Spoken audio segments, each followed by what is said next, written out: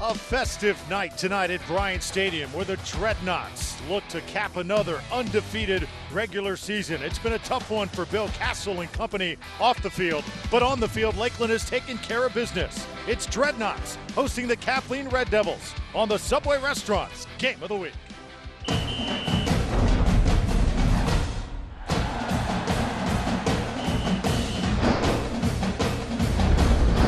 The final Friday night of the regular season. Where else should we be but Bryant Stadium, the mecca of high school football, for the Red Devils and the Dreadnaughts on the Subway Restaurants Game of the Week. Hello everyone, thank you so much for joining us alongside former Bucks quarterback Jeff Carlson. I'm Drew Felios. It's Kathleen, it's Lakeland. Kathleen has not won this game since 1992. Ray Lewis, Jeff, was playing for the Red Devils the last time they won this football game. But when you look at the all-time series, Kathleen has had the players to do it. They just haven't been able to execute in the end. They normally do have the frontline talent. Yeah. It's usually that depth where they lose out. But you're right, they have the talent. They just have to be able to sustain the energy, stay through it, believe in themselves all the way to the end, and they've got to play for pride tonight. Yeah, Lakeland leading that all-time series 35-11. This is a series that's been playing since 1964. For the last 7 games, though close, Kathleen last won it, as I said, 19 years ago. And for Coach Irving Strickland tonight of the Red Devils, there would be nothing more that he would like than to knock off Lakeland on their home field. Absolutely. This to me is one of the best atmospheres in high school football right here. I love coming here, and it's a great place for them to do it. And I, as a player, love to play in the enemy's territory. Let's see if Kathleen can muster it and come and bring everything they got tonight. All right, Jeff, you look up and down this Lakeland roster. They don't have the Chris Rainey's, they don't have the Stuart Butlers, but they have role players. And you know that Bill Castle loves to mix and match, and he hit the bullseye with Raheem Dumas, their quarterback. He's an amazing player, and I can't wait to see him live. He can do it all. He doesn't do it the stereotypical way a quarterback does it, but he finds special plays, and they know that they would not be undefeated if it was not for this quarterback. All right, you talk about players getting better. That's what they do best at Lakeland. They come into the program with dreams, and they accomplish those dreams. That is the case with Raquan Southward. No doubt. Again, a guy that we didn't talk about at all last year comes on in his senior year, and now he's committed to the University of Miami. So he's a great guy. I want to see him get the ball deep, short, and then see what he does with it because he's got great size. He's going to be a good player. All right, it's cold tonight here at Bryant Stadium. The temperature's dropping. Kathleen is not going to the postseason. Lakeland is, and they are trying to finish the season undefeated. The Red Devils, the Dreadnaughts, next on the Subway Restaurants Game of the Week. Kathleen and Lakeland at Bryant Stadium in the heart of Lakeland. And tonight's broadcast is brought to you by Subway Restaurants. Come into your local Subway for breakfast in November and receive buy one, get one on a 6-inch breakfast sandwich. Good from 7 to 9 a.m. every day. Subway, eat fresh. And by Sagicor, wise financial thinking for life. As our teams take the field, a little bit of a psych job going on before this game has even started. Laura McKeeman, third member of our crew, is on the field with more. What's up, Laura? Thank you, Drew. And yeah, you are exactly right. Kathleen's head coach Strickland said, we don't want to deal with the intimidation factor that can happen in this stadium. Bryant Stadium, obviously very intimidating. And this Lakeland team, they can get inside your head real fast. So Kathleen just rolled in, made a grand entrance. And hey, pretty exciting. I think they're ready for some football down here, guys. I think so, Jeff. A little bit of a different strategy. We've never seen an opposing team go to this extent to try and get into the other team's head. Why not? Don't know if it's going to work. It didn't work for King earlier this year when we saw him against Tampa Bay Tech. They kind of rolled in late. Not quite this late, but here we go. So here's the kickoff, and it goes into the end zone. Raquan Southward just lets it go, as the Red Devils do not want the ball in the hands of number 9 on kickoff returns. So Lakeland will start at the 20-yard line, and Raheem Dumas is the player right now that Dreadnaught fans are talking about. He is not your typical quarterback, but his instincts, Jeff, and his ability to see things that even the coaches don't see have him right now playing extremely well. Yeah, he just doesn't do it the normal way or the way we're used to seeing it, but he makes big plays. First play, a little bit of a reverse, and on it is Southward. Raquan Southward, look out. Across midfield and down to the 33 28-yard line. That is a 48-yard gain on first down. Normally, Drew, you set that up with a toss right, and you get everybody flowing, and then you come back with that later. But what a beautiful execution. It's a great-looking play any time of the game. I think that, Lakeland is so good at it, but Southward, really a big hole. Good blocking downfield as he's got his receivers out in front of him. Not all the way to the end zone, but just a great call and great execution to start it off.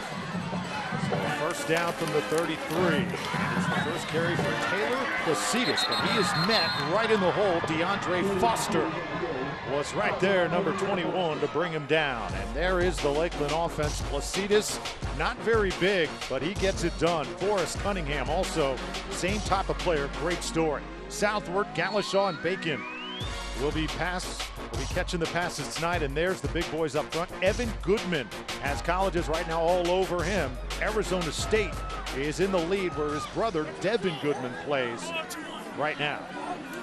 So second down and 9, and this is Dumas. Dumas trying to get outside, and he's going to be dragged down. Marcel Bruce showed the speed, and Kathleen has got some athletes on the outside, although a flag is down on the play. Let's take a look at that defense. Malik Thomas, Anthony Green, Joe Dixon, and Andrew Burns getting the start tonight. The linebackers, Stacy Butler, DeAndre Foster. Made a big play on the last play. DeAndre Owens and DeMiracle Flournoy. And the secondary, Tamadre Abram and Greg Abram are both cousins of Chad Abram, who is playing now at Florida State. Marcel Bruce wears number 2. We've got an offensive 5-yard face mask mask on the offense.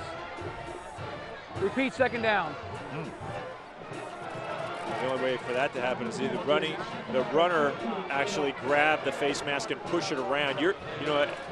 We'll see that, or it could be, one of the blockers, of course, but let's see. Dumas puts his hand out, and you're allowed to put your hand on it, but he continued to push on his helmet, and very good call. So second down and 14. This Lakeland team defeated Ridge a week ago, 41-7, one of their most impressive on the year. And another big running play as Raquan Southward takes it down to the 27-yard line. That picks up 8 yards. And Bill Castle, coming into this year, says he loves coaching this team, Jeff. And usually, in years past, when we've gone to meet with him, he has been on edge. But this week, we walked into his office, he had his feet up, he was enjoying Subway, and he said, you know what, this is the most enjoyable team I've ever coached. That's good, because normally, you see him, and it doesn't look like he's having a good time, but it is great to know that he is. And, big credit to his coaching staff. We'll talk about some different stories, but guys that they've just been able to bring along and really give them some good coaching. Dumas trying to get that first down. And this is going to be close as Raheem Dumas on the rush. Got it to the 22-yard line. This depends on the spot, and I believe he got it.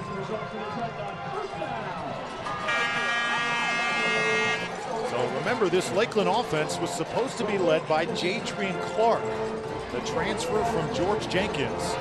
Earlier this year, Clark had the big, impressive quarterback with nice right arm, and a guy that all Polk County was kind of gawking at, but when he was declared ineligible, Raheem Dumas stepped in. Number 8 has had a phenomenal year. Here's Placidus, Taylor Placidus, to the 16-yard line and just keeps on running. Jeff, he is only 5'9", 150 pounds, but he's tough to bring down. He sure is. Just a good, solid back. And, I think that's one of the things that I've always been impressed with Bill Castle and his teams.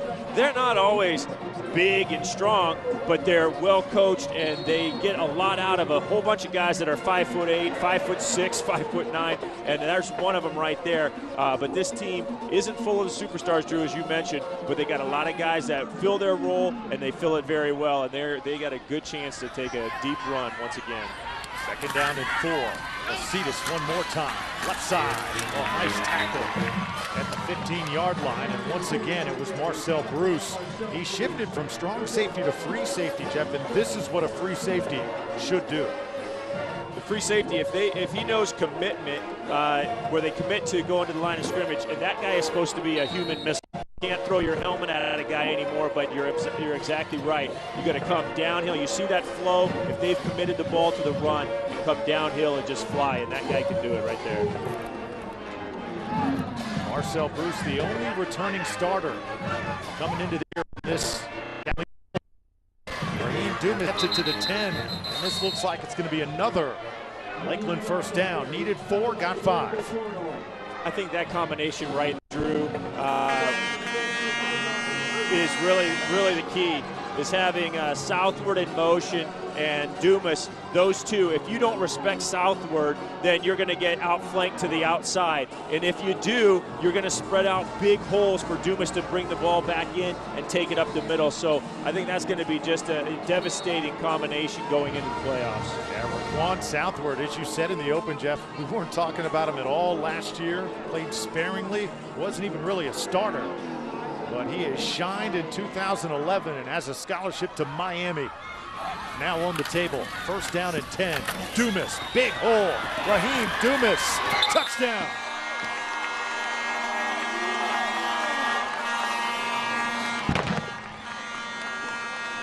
Drew, much more than I've seen Lakeland in past years.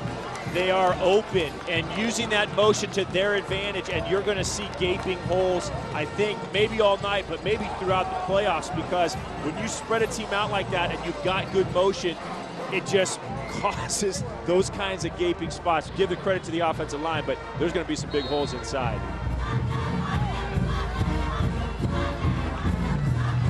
Extra point, the snap comes out on the ground, and now the holder trying to make something happen, but Isaiah Walker is not going to get this in, so it'll stay 6-0. And Jeff, you know, you made an interesting point. Last year's team for Lakeland looked better, but this team simply playing better. I'm already more impressed, I'm telling you. I mean, maybe I'll say it all night long, but the style that Bill Castle is calling with this team is a better style for success on offense than his teams in the past. I used to come out here and watch them warm up and watch Scooter Hagens throw the ball off the inside fake and then throw the ball to the slot, and they never ever run it. And so they would always be, you know, do these different things, but this is my kind of football. I think it's going to be very successful for them as they move on to the playoffs next week. The drive, 8 plays, 80 yards, took 4:34 off the clock. And Jeff, this Lakeland team is off to a fast start. So here's the kick. Caleb Puff gets it high in the air. A very short kick, though, and it's fielded at the 31-yard line. And Jeff Carlson, time now for your keys to the game. Well, you know, this is a tough matchup for Kathleen. They've had to endure some tough losses, but in these kinds of games, at the last game of the season, when you're talking about your seniors playing their last game, energy past that first quarter, tough. Lakeland just came out, very tough to continue to go if they get down early, but they got nothing to lose. So watch those 4th downs. They're going to have a lot of 4th down fields. First pass is high as Atreyu Ferrier fires incomplete. Jeff, continue. Well, they've got to be clean on those kind of plays. That was easy to make, and they need to make that. But anyway, when you've got nothing to lose, you can have a lot of 4th down situations when you get into 4th and 2 and 4th and 3 that Lakeland may have to play a lot more defense than they're used to in games during the regular season. So 2nd down and 10. Atreyu Ferrier leading this Kathleen offense in trouble. Ball on the turf. And this is going to be a huge loss back to the 14-yard line. So the offense of Kathleen malfunctioning here early. Terry Bentley able to fall on it. And just what you can't have. I mean, it's the 10th game of the regular season. You had a preseason game, and you throw the ball back on the ground. That's, you know, that'll kill any football team. If the Lakeland Dreadnaughts do that, it'll make it tough as well. But when you're already behind in your own end, you can't do those kind of things. Ferrier now rolling out, and he is under some serious heat and tackled at the 12-yard line. Great pursuit as Randy Hampton, up there, number 43, ran him down. All of these defensive linemen for the Dreadnaughts can run. Yeah, this is, again, you know, he's 5'11", he's 180 pounds. This is what I'm talking about the coaching staff with Lakeland. Is they got they've always, it's year after year, you see all these undersized guys, but they are fabulous, and they play defensive line, and they just get after the quarterback time after time. But here we go with the 4th down. So time for the punt.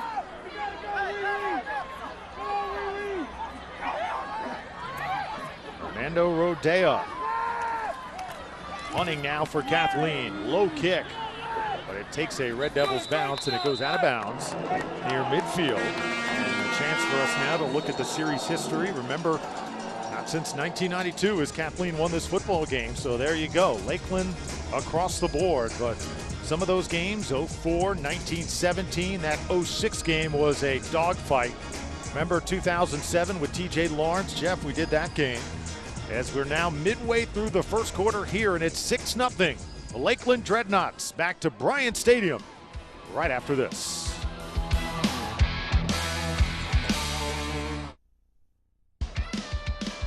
Lakeland Dreadnaughts out to the fast start. 6-0 your score. Drew Felios, Jeff Carlson, and Laura McKeeman on a gorgeous night in Polk County.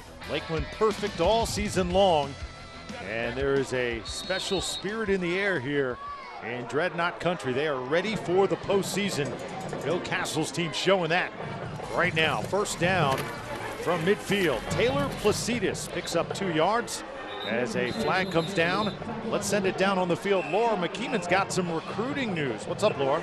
Well, when we're talking about Lakeland, we have to talk about O-lineman Evan Goodman. He's one of the most highly recruited offensive linemen in the class of 2012. Currently committed to Arizona State, as you said earlier, to join his brother Devin there. But I don't expect that commitment to stick. And actually, when Evan made his commitment, I talked to him about it, and he said, I'm still looking around. You have to think about this. This kid got his first offer as a sophomore from Auburn University. He's getting tons of attention from Florida State and many other big-time programs. So he is one to watch in the future, guys. Yeah, and right now he's living the good life because he's taking all these recruiting trips, Jeff, and he's getting to eat the best food, go see colleges all over the country. Coach Castle says he's living the life right now. Yeah, maybe not in as perfect a shape as he could be, but you see that helmet? Oh, it was huge. Here's Dumas slinging it, ball in the air and nearly picked off.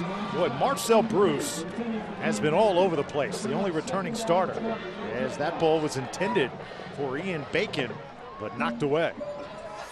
Well, just a slow developing play. You see him backing up and kind of slinging a ball outside, and very good defense, as you mentioned right there. Bruce stepping inside of that. And, you know, no need to take those kind of risks. If you don't like it, throw it away. Don't throw it in there where there's defenders that are sliding underneath. Second down and 20. Dumas back to throw again. Gets out of trouble. He is elusive. Wide open. Southward. Raquan southward. Wow. Touchdown. 60 yards.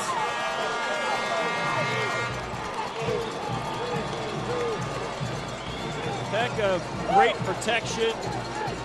Big time throw all the way back across the field. And I mean, you've really got to have time, Drew, to set this ball up. Watch it. He goes out to the right, avoids the traffic, and then steps up and throws this. This thing keeps scooting out. I don't know if the wind continued to carry it or not, but southward tracks it down like an outfielder and puts it in for a 60-yard score. You know, you see so many quarterbacks miss that throw. You saw Phillip Rivers do it last night in the NFL game. That was a great job of putting it just out there so the receiver could run right to it. You know, there's a lot of quarterbacks that don't understand that. They don't give the guy enough. They think they always have to throw the ball super hard, and they always throw it on him. And you just let this guy go, put it across. I don't know if he meant it to go as far across the field as he did, but it turns out to be a perfect throw, and it allows Southward to make that catch on the move and you know, get around the corner for the score. So that drive, 2 plays, 49 yards, and Raheem Dumas has his 12th touchdown pass of the season. Not your conventional quarterback, Raheem Dumas, expected to come into this year and play defensive back. And days up to their first game, he went up to Coach Castle and said, Coach, am I going to be a defensive back or a quarterback? What's the deal?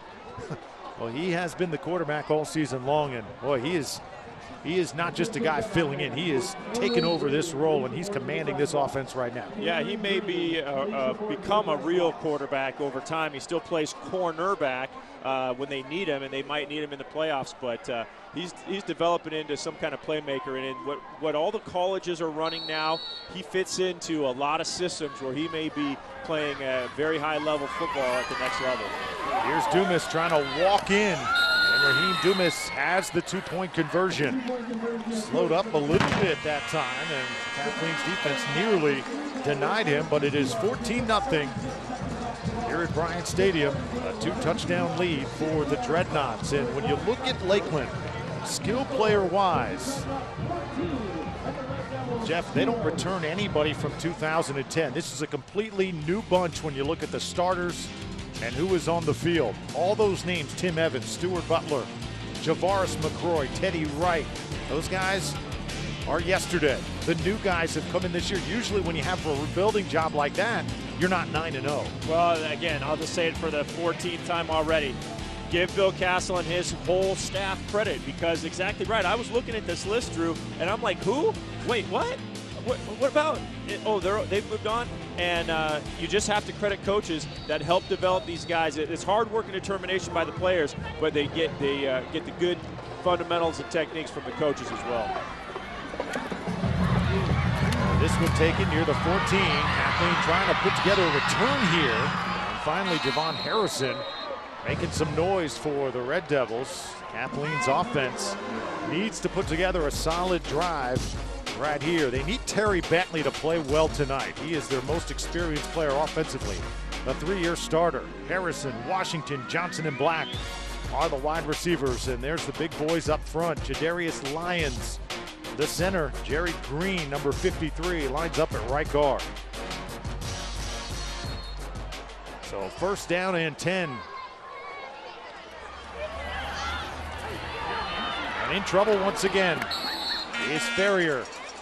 Taken down at the 35-yard line.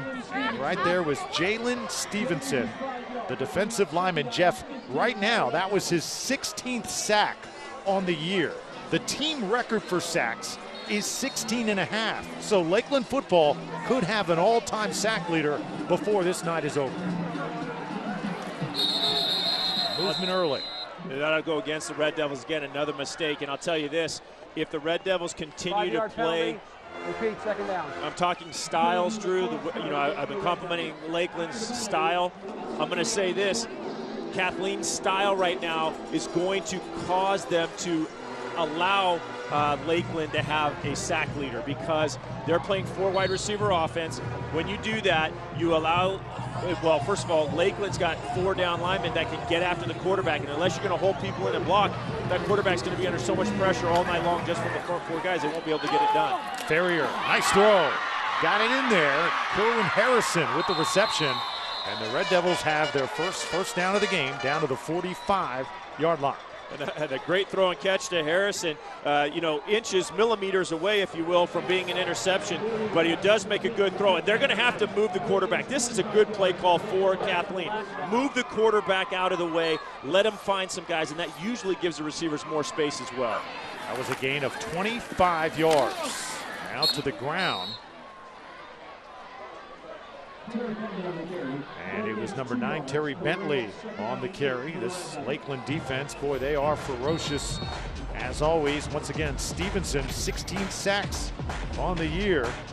Randy Hampton, another stellar player up front. There's the linebackers in the secondary, and reason why we're going through it so fast, because this Kathleen offense does not give themselves a lot of time. Between plays, Jeff, Kathleen in this no-huddle attack only wants about 14 to 15 seconds to elapse between plays. Irvin Strickland knows he has got to hurry up. Well, see, I disagree. That's a great concept when you're better than the other team. When you're playing a team like Lakeland, you play fast football, and you can, if you make mistakes like they just did on that little quick, screen swing to the running back, you can be on defense so often that you just can't catch your breath. Ferrier looking for an open man. There's nobody right now, and he just throws it away. Well, Jeff, Irving Strickland, they work out of this no huddle because of their quarterback. They realized that Ferrier was better suited to operate out of this offense. They realized it in the Winter Haven game when Trey Ferrier, they went to the no huddle and things just started clicking. Before that, this offense was sputtering, but you're right, against Lakeland, different story. Well, and here's the difference. It's fine to play no huddle football. Just don't play no huddle football in 14 seconds. Play no huddle football in 25 to 30 seconds. You don't have to just play every 10 seconds, because then your defense is out there and they can't handle being on the football field for 45 minutes tonight. Fernando Rodea is on the field, and he will kick this one away. They do not want Raquan Southwood to touch it on a return. Well, let's send it down on the field. Laura McKeeman, what are you observing down there? Well, we've got a little bit of Miami pride going on down here, and actually during that last touchdown, Southward was throwing up the U. I don't know if you caught that, but it was funny because he went over to Jadrian Clark, the transfer quarterback, and said, hey, did you see that man? And then actually Southward looked at me and said, Clark really likes the U. So Miami fans out there, you may have a couple of really big-time guys in your future. And Jadrian Clark, what a story. Jeff has not been able to enjoy playing his senior year of high school football as the Dreadnaughts go to the ground, and a nice carry by Forrest Cunningham. He picks up 6, but Jadrian Clark, every single practice, Jeff, even though he has not played a game in camp this entire year, he's been to practice every single time, has not missed one, and continues to work. He's working the scout team for the Dreadnaughts. That's great stuff. It says a lot about his character, and hopefully he's going to be able to continue his career. Saw him last year in the Big County Preps Combine. You were out there as well, and he can throw. He's a player. I don't think Gray Crow is going to be excited about hearing that he likes the U, but competition is tough at all colleges. We'll see where he ends up. Forrest Cunningham right now carrying the load for the Dreadnaughts. This guy's quite a story. He's listed as a fullback.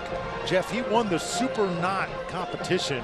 That is the basic athletic skills competition that Lakeland has year after year, measuring your 40, your shuttle run, your lift, everything all together. Who's the best athlete on campus? You're looking at him, number 22. Well, he's compact and strong, just built low to the ground. So, you know, when it comes to repetitions of strength, he's going to be good at it, and overall, great athleticism. Now Dumas, option. Placidus, trouble with it, and Kathleen able to take him down. Marcel Bruce is flying all over this field right now. Another big play by number 2. Well, this, you know, one of the keys for me for Lakeland was to play clean football, and Dumas is sloppy there. That was his fault, giving out a late pitch and really not giving Placidus a chance to make that play. So I think, you know, they really got to get a little cleaner. Dumas on the 2-point conversion, I thought, also slowed down. And if I was Bill Castle, I would say, don't do that. That's how you're going to get hurt in a game like this. Run full speed, play whistle to whistle, just like you should be. If you're slowing down, you play sloppy. That's when some negative things are going to happen. So I didn't like that play either. Second down, 17 to go. Placidus trying to cut it upfield. And I'll tell you what, this Kathleen defense, they can fly to the football. Leading the charge, DeAndre Owens, 36. Also, Javon Harrison was there. They just need a couple good things to happen to them, that's all. And plays like that, you know, even pinning them down at the 20-yard line for the first time. I mean, that's really important for the Red Devils to be able to keep the energy like we talked about as a key. Keep that energy going through past the first quarter. We're almost there, but they've got to build that in and not make the just routine mistakes that they've already made in the first quarter. And motion, Placidus, Dumas now looking for Southward, and he's going to throw this one incomplete. It was intended actually for Diedrich Galashaw, and Dumas throws it low, but not a bad play because Lakeland will send their defense onto the field. They'll punt it away first. Yeah, that was tough. That was a tough play. Not only the route, but the execution from the quarterback there. He, I guess you could have thrown it on the run and had a little bit better shot at it. He turned his hips and threw the ball into the dirt, but a tough, I don't know, just route to throw for the quarterback in a general sense. He made an in-cut and then back to the outside. Ian Bacon punts it away, and Kathleen will let it bounce. And They'll down it at the 35-yard line. Tell you what, this Kathleen team has had a lot of ups and downs this year. Started the season undefeated, 2-0. They had outscored opponents 43-0, but then a couple stumbles against Ridge and Winter Haven. Then they got hot, won 3 in a row. Took down Bartow, which is always a positive in Red Devils country. That's a great rivalry, Bartow and Kathleen for sure. But the last 2 games did not go their way, and in this district realignment that we've seen this year, a lot of good football teams, we saw one last night in Tampa Catholic, are home for the holidays. First down and 10. Let's try and sling this one out, and it's caught. This is a well-designed play for Jarvis Washington. Jeff, you said they needed something good to happen. That could have been it. Yeah, I was taking a look at, interesting, 3 receivers all the way to the sideline, 2 on the other side, so quarterback standing there back there by himself, but he got great blocking. Look at number 24 right there, Ravonta Johnson, RJ down the field, continuing to give him a big chance to make a nice play, get to the 45-yard line. Great job, Johnson. Now Ferrier out of the shotgun, hands it off, and this is another good setup. Kathleen with a huge play here. Down to the goal line. 44-yard gain for Terry Bentley, who busts loose. Bentley rumbling, big and thick, but he got a nice hole up front. Credit those guys in the front, and then turned the corner and got in between 2 defenders and got to the half-yard line. As we wind down this first quarter, let's see if Kathleen will try and get a play in. The Red Devils want to score 6 before the clock hits 0 to keep that momentum going. Ferrier will try and take it himself. Touchdown, Kathleen. Extremely impressive, Drew. For them, like I said, the mistakes that they had made, but they got better field position after they pinned Lakeland down and stopped them. They got good field position, 3 quick plays, and they're in the end zone. And getting the first quarter with plenty of energy now to get into the second quarter, just what the doctor ordered. So Kathleen is on the scoreboard. Now Omar Carvajal will come in for the extra point. This to make it 14-7.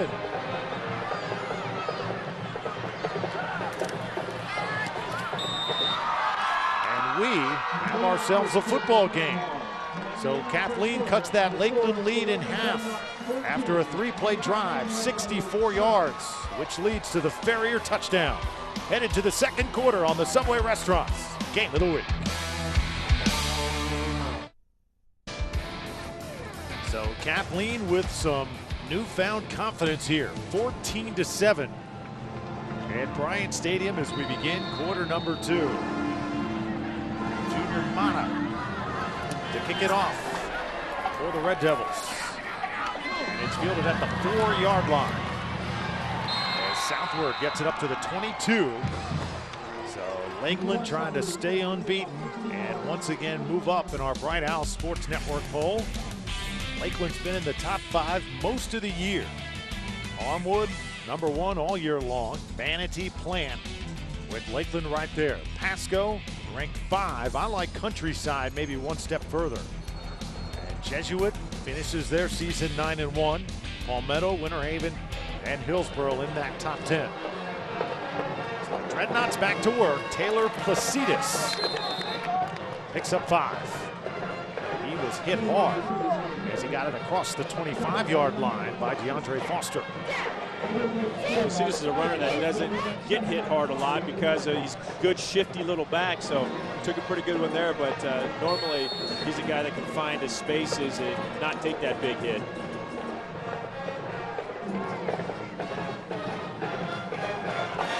Placidus, 5'9", 150 pounds exactly. Was hurt earlier this season. As the Dreadnaughts give it to their fullback, it's Cunningham this time. He picks up a couple, so about a 3rd down and 3 is coming up here. Cunningham, undersized but so dependable at fullback, and those fullbacks at Lakeland, Jeff, they are used as running backs just as much as the running backs are. Well, how many times do you talk about a fullback that's 5'6", 170 pounds? That's what we're talking about. These guys get a lot out of some small players. They have some big guys too, but a lot of small guys. Here's Dumas, option. Placidus trying to get outside, and he will be just short. Had to get to the 32-yard line. I think he got it to the 30 before he was knocked out of bounds. Yeah, I think you're right. And, the execution was great. Again, Dumas on the other end, when it was in the first quarter, didn't do so well on getting Placidus the ball on time. This time he does it very well. Placidus almost makes it on his own over there, but give the Red Devils credit for their pursuit, because they did. He was getting there, and a couple guys got over there to stop him short. So Ian Bacon, who doubles as a tight end, all 6'3" of them, drops back to punt now for the Lakeland Dreadnaughts. Back to receive it, right there, Javon Harrison. Bacon gives it a good ride. Harrison from the 31, across the 35, and is taken down at the 38-yard line. Nice tackle on special teams there by Randy Hampton, and Laura McKeeman, you are all over that sideline now. What have you got on the Lakeland side, or on the Kathleen side rather? Drew, I am so cold over here, and surprisingly, when I came over here, it became significantly colder. So I don't know if the Dreadnaughts know something about that, but I imagine that, hey, they've got the heaters on their sideline. You get over here, and this Kathleen team is huddled together very close, trying to keep warm, trying to keep each other hyped. They're jumping up and down. Definitely a change on this sideline, though, after getting that touchdown. They're picking up some ground over here for Kathleen, guys. Yeah, I think so. Well, Jeff, you come into Bryant Stadium year after year, and you face the elements. You face the crowd being right on the field. You face just the Dreadnaughts, the all-black, the aura. You face the Jumbotron in the end zone. So many elements for the visiting team to try and battle. As Kathleen hands it off, and once again it's Bentley. Terry Bentley, shot out of a cannon. And Bentley is going to go the distance.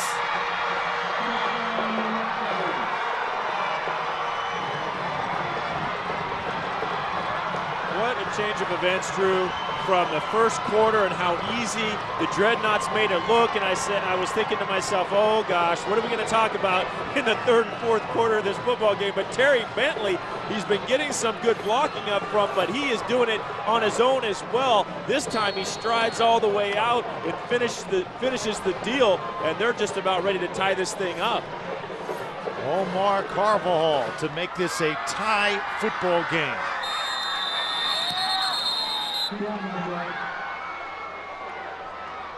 Looks like Lakeland maybe moved off sides. Dead ball, encroachment on the defense. Penalized half the distance to the goal, retry. Laura said it was cold over there, but they must be liking it a little bit cold, because, man, they have warmed up. You like that one? Cold, warmed up. Way to go, Drew. Good one. No, but they are rolling now. Lakeland's going to have to wake back up. They thought this was going to be easy, and all the freshmen and 8th graders and 7th graders were going to get in the game. Not so. So Carvajal will tee this one up one more time. And this to make it a tie football game. 14-14. And right now, Terry Bentley has 3 carries for 107 yards for Kathleen. You want a guy who's going to become a star tonight? Number 9 says, this is going to be my night. When you get off to a start like he has, you just hope he can continue to do great things, because, you know, to have a record-setting night, and especially, look, this is it.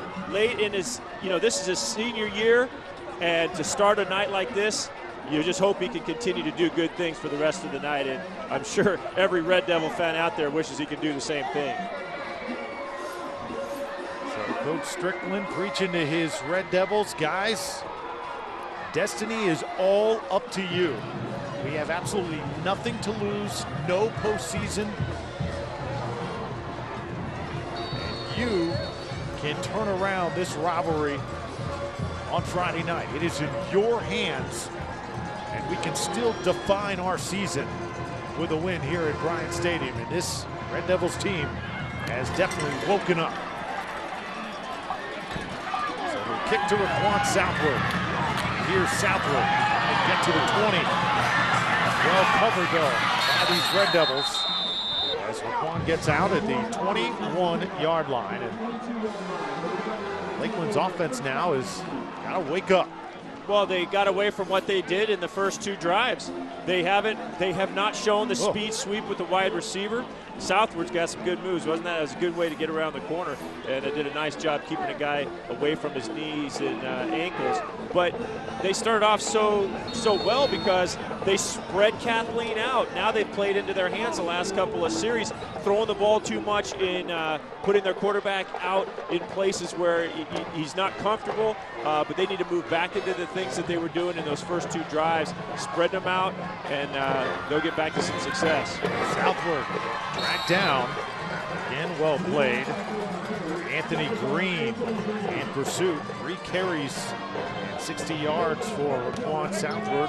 Green, another solid defender on the junior varsity last year for Kathleen, and he is a very athletic defensive lineman. He shined in 2011. So 2nd down, 5 to go. This Lakeland team will take on St. Cloud next week in the first round of the 7A playoffs. Ball on the ground, and Kathleen has come up with it.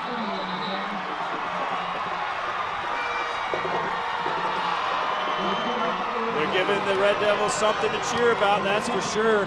And this is just a simple handoff. This is a mistake that you cannot make as a team going into the playoffs. That's just a standard handoff. Quarterback now, it's going to the receiver, but still, that's got to be clean. And it's just Galasha looking upfield, I think. Not a normal running back taking handoffs, but put the Red Devils right back in here at the 20, just plus 20. Rashawn Whitehead fell on the fumble. And now new life for Kathleen. Bentley, this time taken down right as he got to the line of scrimmage. Lakeland with good pursuit. DJ Alexander, a junior defensive back, wrestled him down. Well, the Dreadnaughts are not going to let Bentley be the only guy that beats him tonight.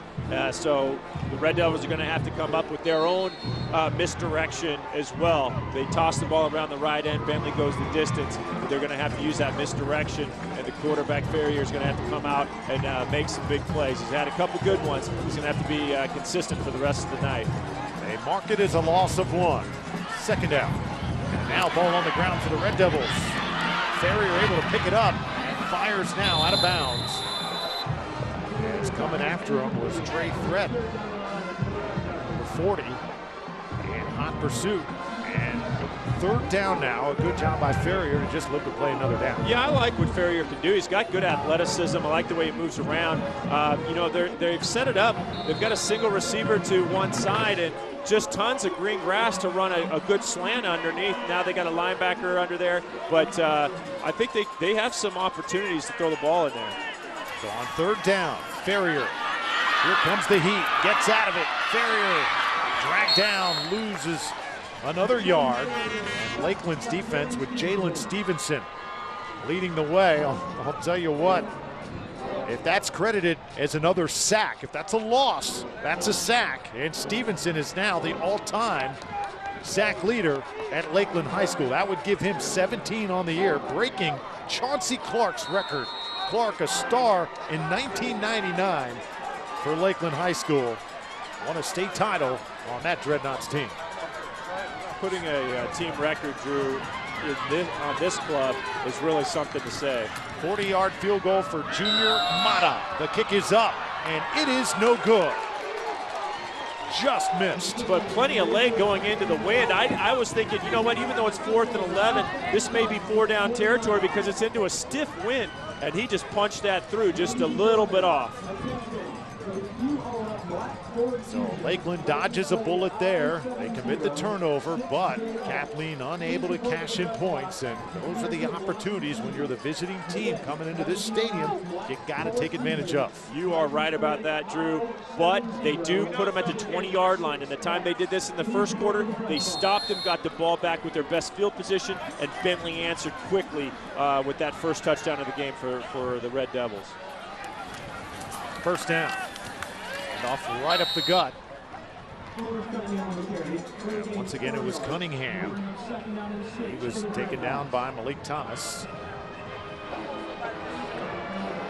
Lakeland with the artificial turf surface here at Bryant Stadium this year. And Jeff, I showed up at about 3 o'clock this afternoon, and this turf is absolutely gorgeous.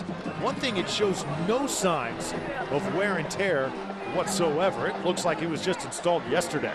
I agree. I was walking on it as well, and you're right. It just seems like it's perfect condition.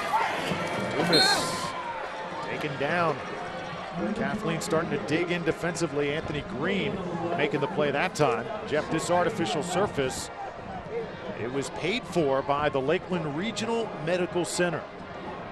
So it was on the house. All the Lakeland High School had to do was pay for the big L on the 50-yard line, but it is a gorgeous surface. Coach Bill Castle says his team absolutely loves it, and it makes them just a little bit quicker. Yeah, that's what other teams don't want to see, is Lakeland be quicker, but it doesn't have as much gravel in it as a lot of fields do, and it's really good looking. Here's Dumas across the 30. This is going to be close to a Lakeland first down. I believe they're going to move the chains. Yeah, he got past the 30-yard line, so they will move the chains. Dumas does a nice job picking it up. Again, they go back to the misdirection that they had earlier. It looked like Southwood was in motion, and then Dumas brings it back the opposite direction. When you make teams defend the majority of the football field, that's what we talked about, those gaping holes in the first quarter. When you get that speed going outside, you've got to react to some degree, and usually opens up some big holes for the quarterback to come back inside, which is, the Tim Tebow offense is what everybody's been running now for the last couple of years. Dumas, little fake, and look at Raheem Dumas. This is the speed that makes him so dangerous under center, all the way down to the 35-yard line. That's a 33-yard pickup. Well, he cut back inside, stumbled, and then cut back inside. I thought he was going to take it around the outside. Whenever I'm coaching kids, and just run away from people. Don't go back inside, especially if you're my quarterback. Hey, just keep going out and around the outside. So we'll take a break, and Raheem Dumas needs one after that 33-yard scramble. Under 6 minutes to go on the Subway Restaurants Game of the Week. Good ball game brewing here at Bryant Stadium. 14 all your score. Kathleen and Lakeland as the temperatures drop. Laura McKeeman still hard at work. What you got, Laura? Hey, thank you, Drew. And yeah, Lakeland is a name synonymous with history, but we're actually looking at a pretty interesting story over here on the Kathleen sideline. The men moving the chains over here collectively have moved the chains for 135 years. One of these men has been moving them for 45, and then his son for 28. It's all in the family. They continue to do it. They say they absolutely love it. They don't plan on stopping anytime soon. Guys? Oh, that is great stuff, and just another part of this Lakeland community that just loves Lakeland High School football, Jeff. It is at another level every time you step into Polk County and have a chance to walk onto this field. Yeah, they've had a lot to cheer for over the years as well, right? Pretty easy to come out here on Friday nights and watch this team win just about every game they play. Here's Raquan Southward, the reverse. Southward knocked out at the 30-yard line, picks up 3 yards. Yeah, from the fans to the cheerleaders to the dancers on the field, the band, the entrance that Lakeland comes out to. That was one of the reasons that Kathleen tried to pull the psych job coming in, because it's such an intimidating place to play. You got to figure something out to kind of put the deck back in your favor.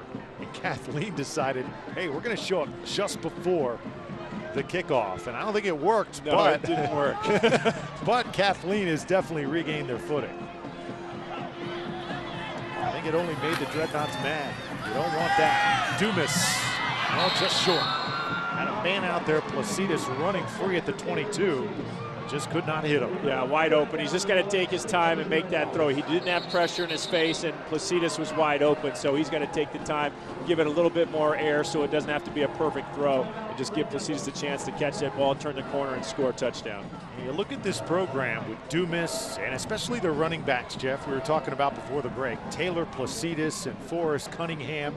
I mean, you got some tough shoes to fill when you're talking about Chris Rainey and Ahmad Black, the superstars of the past, Stuart Butler last year, Javaris McCroy.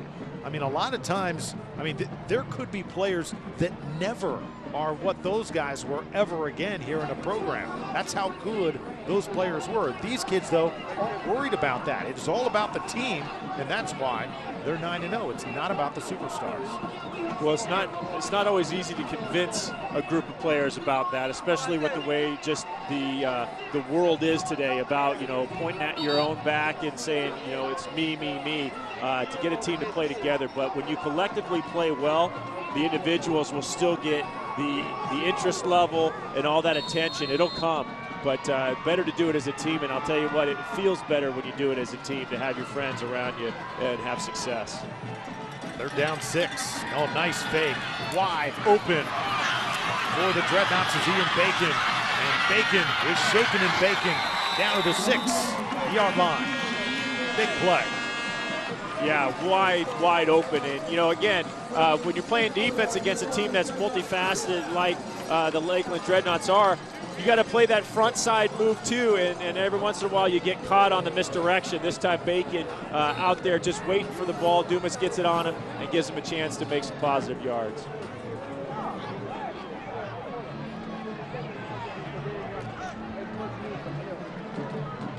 So a first down for Lakeland from the 7-yard line.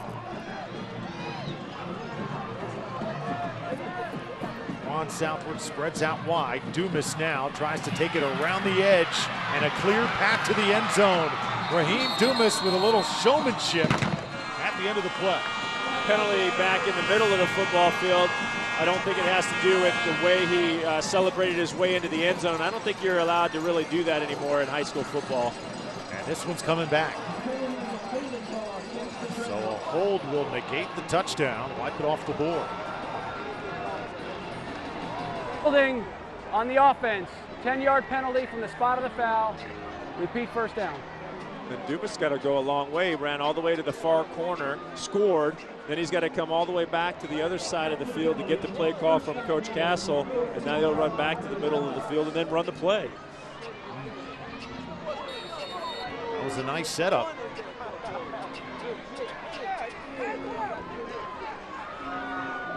Let's take one more look at the last play, Jeff, and see if we can pick up that hold. Left side of your screen, and looks like southward right there. Tough to see. Yeah, Javon Harrison may have been the guy that was held. They go up the gut with Cunningham, and looky here. Forrest Cunningham. Touchdown. Sometimes it pays not to be the biggest guy on the field. He snuck right through there, small hole, small guy gets through there and finishes it up. He's getting hit right there at the end zone line, but finishes off strong right there. He's just pushing his guys out of the way, and right there pushes his way into the end zone. Nice job. So Forrest Cunningham scores his first touchdown on the night, all 5'6", 170 pounds of him. Extra point by Huff is up and good. So Lakeland, boy, they grind it out on the ground, and right now they lead 21-14. The drive, 8 plays, 80 yards, took 3:42 off the clock. Well, when you come to Bryant Stadium, you never know who you're going to run into, and Laura McKeeman is with a past star Dreadnaught. Laura? Oh, we're with a legend down here, a Lakeland legend, Ahmad Black, former Florida safety, now Tampa Bay Buccaneer. Now, Ahmad, you just told me that this is your field. How does it feel to be back? Yeah, it's a couple of hours. I shout out to my boy Mike and Keith Pounce, you know, Randy, Wilkes. We ran this field, Paul Wilson. But it feels great to be out here. I haven't been back to a Lakeland Kathleen game since I played, so just getting back out here in the environment, it feels real good. How much do you feel like your time at Lakeland prepared you for your success in college and then now your success in the NFL? It was a great success here, and it helped me out. You know, we basically won we did win every game just about. And, you know, I got to Florida, won a national championship. So, you know, now all I need is a Super Bowl. So. It's that winning mentality. Now, speaking of winning, there's a certain game in 2006 that our man Drew Felios says that you watch all the time, and you've told him that you watch it. How many times have you watched that game? Just a few, only a couple. I just want you to give Drew a little shout out. Shout out to my man Drew Felios. You my boy. I'm kind of jealous. All right, Ahmad, thank you so much, and congratulations with all your success. No problem. Well, Drew, you got a shout out, man. Laura, I got to tell you, okay, it was one night a couple years ago when Ahmad Black called me with Chris Rainey on the phone, and he said, Drew, we're watching that 2006 game, Lakeland and Daytona. Well, I will never forget that. And a classic on Bright House Sports Network. Jeff Carlson, you remember that night, and that was just a football team that you will never forget. If you were here at that game or if you had a chance to watch those great teams from 04 to 06, the great home streak they had, that was a once-in-a-lifetime dynasty Lakeland had put together. Absolutely, just the names that continue to move on and now all the way to the NFL just probably will never happen again. Second down and 8. For the Kathleen Red Devils, now 3:33 left to go. Ferrier in trouble. And he gets out of it. Smart, just throwing it out of bounds, and this one incomplete. We saw a grounding on that play last night by Tampa Catholic. He got out of the pocket, but in high school football, that's not always the case, as per se in high school rules. Yeah, if you go too crazy with it, they will call it. Irving Strickland not very happy with his quarterback. I'm not very happy with the play call because they have a receiver, Rashad Johnson, number 11, who's split out to the left. There is so much space just to let this kid, number 8, just let him be a quarterback and throw a slant route. Catch the ball out of the shotgun and throw a simple slant and let him be successful. I don't think that 3 wide receivers to the right side against Lakeland's defense is going to help him develop as a quarterback or be successful. Well, state championships, it's what they always play for here in Lakeland. And in Polk County, you look at some of the teams and what they're trying to accomplish.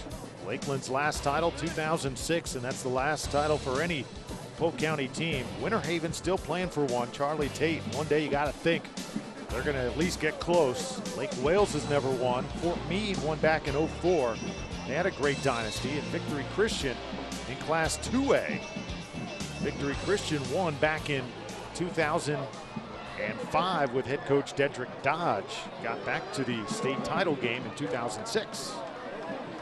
But that was as Evangel Christian. I was going to say, yeah, I thought they had won it, but you're right. They had a different name, so I guess you call it never, but it was the same school.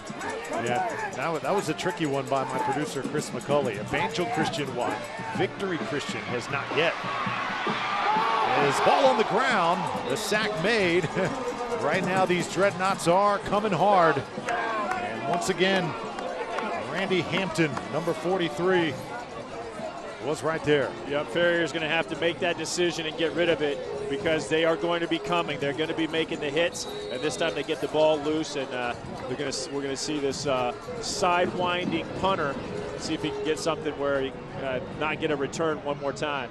Fernando Rodea has kept it away from Raquan Southward on punts all night long, and he'll try and do it again. This one bouncing, and Kathleen should have let that roll a little bit further. Percival Spence picked it up perhaps too soon. For sure too soon, because that ball was going to continue to roll. There's no way it wouldn't, just based on science and physics, I guess you could say. But he went ahead and stopped it. At least they got it out to the midfield stripe.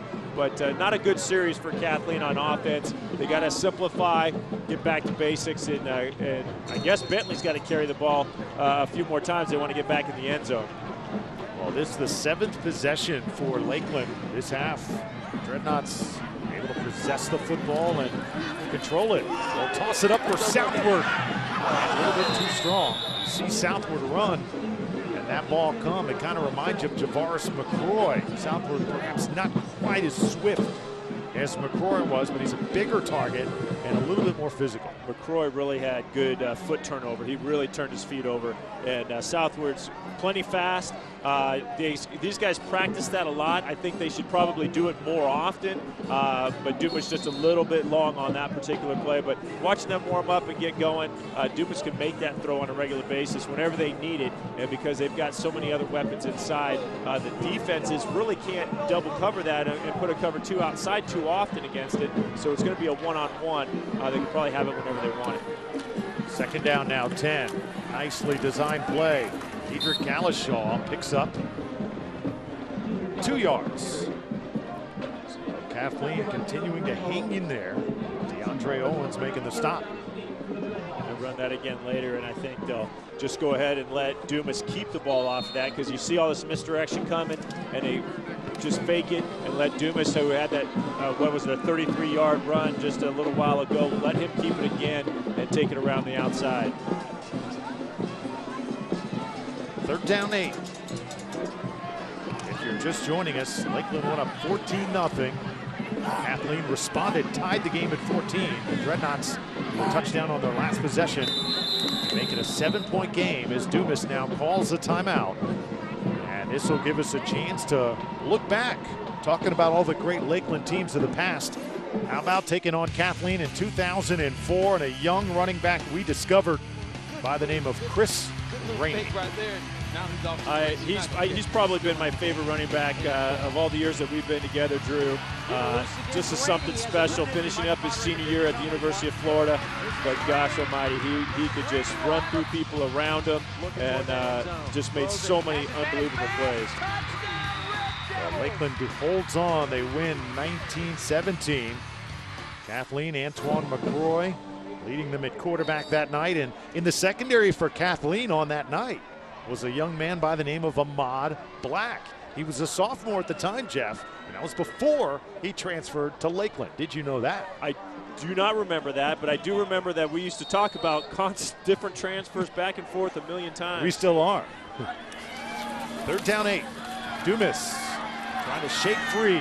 Nice setup, and he hits his man, Eric Andre, the 6'1" tight end, and he'll move the chains. He should have hit Eric Andre about 10 steps before he did. He was wide open, give it to your man, let him get that first down. He made it into a very difficult throw and a difficult catch.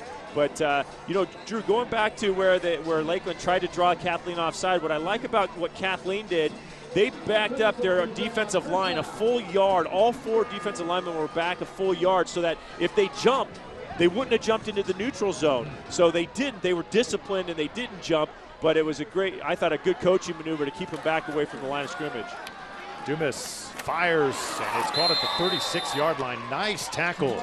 Marcel Bruce lowered the boom on Eric Andre, and Bruce may have gotten the worst of that collision. Just getting the wind knocked out of him, it looks like. He asked for a replacement. Oh. But that kid, man, he can play free safety. You mentioned him early on.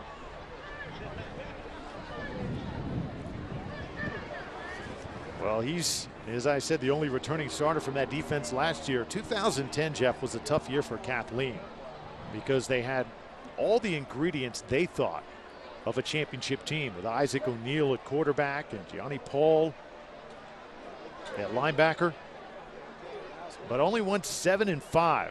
Got to the semifinals in 4A Region 2, lost to Lake Gibson. They thought they had more talent and a better team to advance further.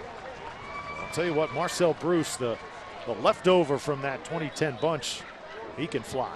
Sure can, and jumps up and runs off the field under his own power, so it looks like it was just getting the wind knocked out of him. He couldn't pop up and run back in and play defense on the next play, so he needed to take a quick breather. I'm sure he'll be back momentarily. His team desperately needs him. Tarek Colston, Malcolm Andrews, couple other Red Devils on that team last year. Second down now, 6. Minute left to go this first half. Dumas just tosses it up. Can Southward get to this? No. Incomplete. Drew, earlier I mentioned Evan Goodman's helmet, and you said it's big. I wasn't looking at how big it was. I was looking at how beat up the thing is. Look at that helmet. That is a lot of contact. But you know what? He doesn't even need to use his helmet all that much because he's so strong. He's throwing guys around right now. He moves his feet pretty well, has great balance, and just keeps the guys out in front of him. He just pushes them out of the way, but I just saw that helmet beat up like it was, and you know he's been in some battles. Yeah, that helmet looks like one of those cars in the junkyard that they take a sledgehammer to, just been battered and battered. I can see why so many teams are excited about him at the next level. Third down now 6, and Dumas trying to lunge forward to that first down, but he is not going to get it. So Kathleen's defense stands him up once again, and Anthony Green's playing a nice football game. That looked like a play call that said, hey, we're in 4-down territory. We're not going to punt this ball away, so we'll get what we get and go for it on 4th and 4. As it looks, it's yeah, just a teeny bit over 4 plus, but they're going to come back in here and go for it. So 20 seconds left to go. 4th down and 4. And you expect Bill Castle here to take a shot. Well, they're not even playing it like they're going to make another play. I mean, he's going to have to get his team up here on the line of scrimmage and get this play off. 7 seconds now, 5 seconds, and here we go. Dumas retreating and running for his life, and he is not going to survive. So Kathleen able to avoid danger as Andrew Burns drags him down on the last play of the first half. 21-14 is your score as we head to halftime. And a very exciting first half of play. Kathleen very much in this football game. The Red Devils trailed at one point 14-0, but were able to come back. Lakeland with a late touchdown to make it 21-14. So tonight's broadcast is brought to you by Subway Restaurants. Come into your local Subway for breakfast in November and receive buy one, get one on a 6-inch breakfast sandwich. Good from 7 to 9 a.m. Subway, eat fresh. 21-14 is your score. When we come back, we send it to our Bright House Sports Network studio. The Subway Restaurants Game of the Week at the Game of the Week on Bright House Sports Network. Lakeland over Kathleen 21-14. Brought to you tonight by Subway Restaurants. Come into your local Subway for breakfast in November and receive buy one, get one on a 6-inch breakfast sandwich. That's good from 7 to 9 a.m. every day. Subway, eat fresh. So a Polk County scoreboard. We're keeping an eye tonight on Winter Haven, because the Blue Devils, if they can get it done against Lake Region, and right now they are getting it done, Winter Haven would be undefeated in their regular season. And that's a program we mentioned before, still looking for their first ever state championship. Lake Wales 13-0 over Bartow. And Tenarock with a 9-7 lead at the half. So the Dreadnaughts started fast, then kind of went into a little bit of a lull towards the end of the first quarter. Kathleen was able to seize the momentum. And a good first half for that guy right there, Terry Bentley. Over 100 yards rushing and a 3-year starter for Kathleen. He has come to play tonight. But can he play in the second half like he did in the first? He needs more touches, and they need to use misdirection to give him a little bit of space. If they just hand it off to him, they're going to struggle. But if they get him just a little bit of space, they'll be right back in this thing. They did not finish the second quarter well, though, Drew. Their offense struggled. Coach Strickland was looking upset with his quarterback. They got to get back into some rhythm and get that confidence on offense back. So Irving Strickland hopes his Red Devils can somehow pull this out. Before we start the second half, Laura McKeeman, you had a chance to talk to both head coaches. What'd they tell you? Well, Coach Castle's message was very simple. He said, guys, don't let them take away our 10-0 season. We've worked very hard for this.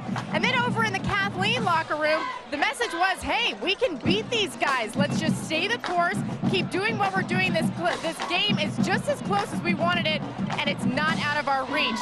That was Coach Strickland's message to his team. Drew? Yeah, Coach Strickland has made it clear, I am not the football coach here just to beat Lakeland. My job is to make sure my kids graduate high school.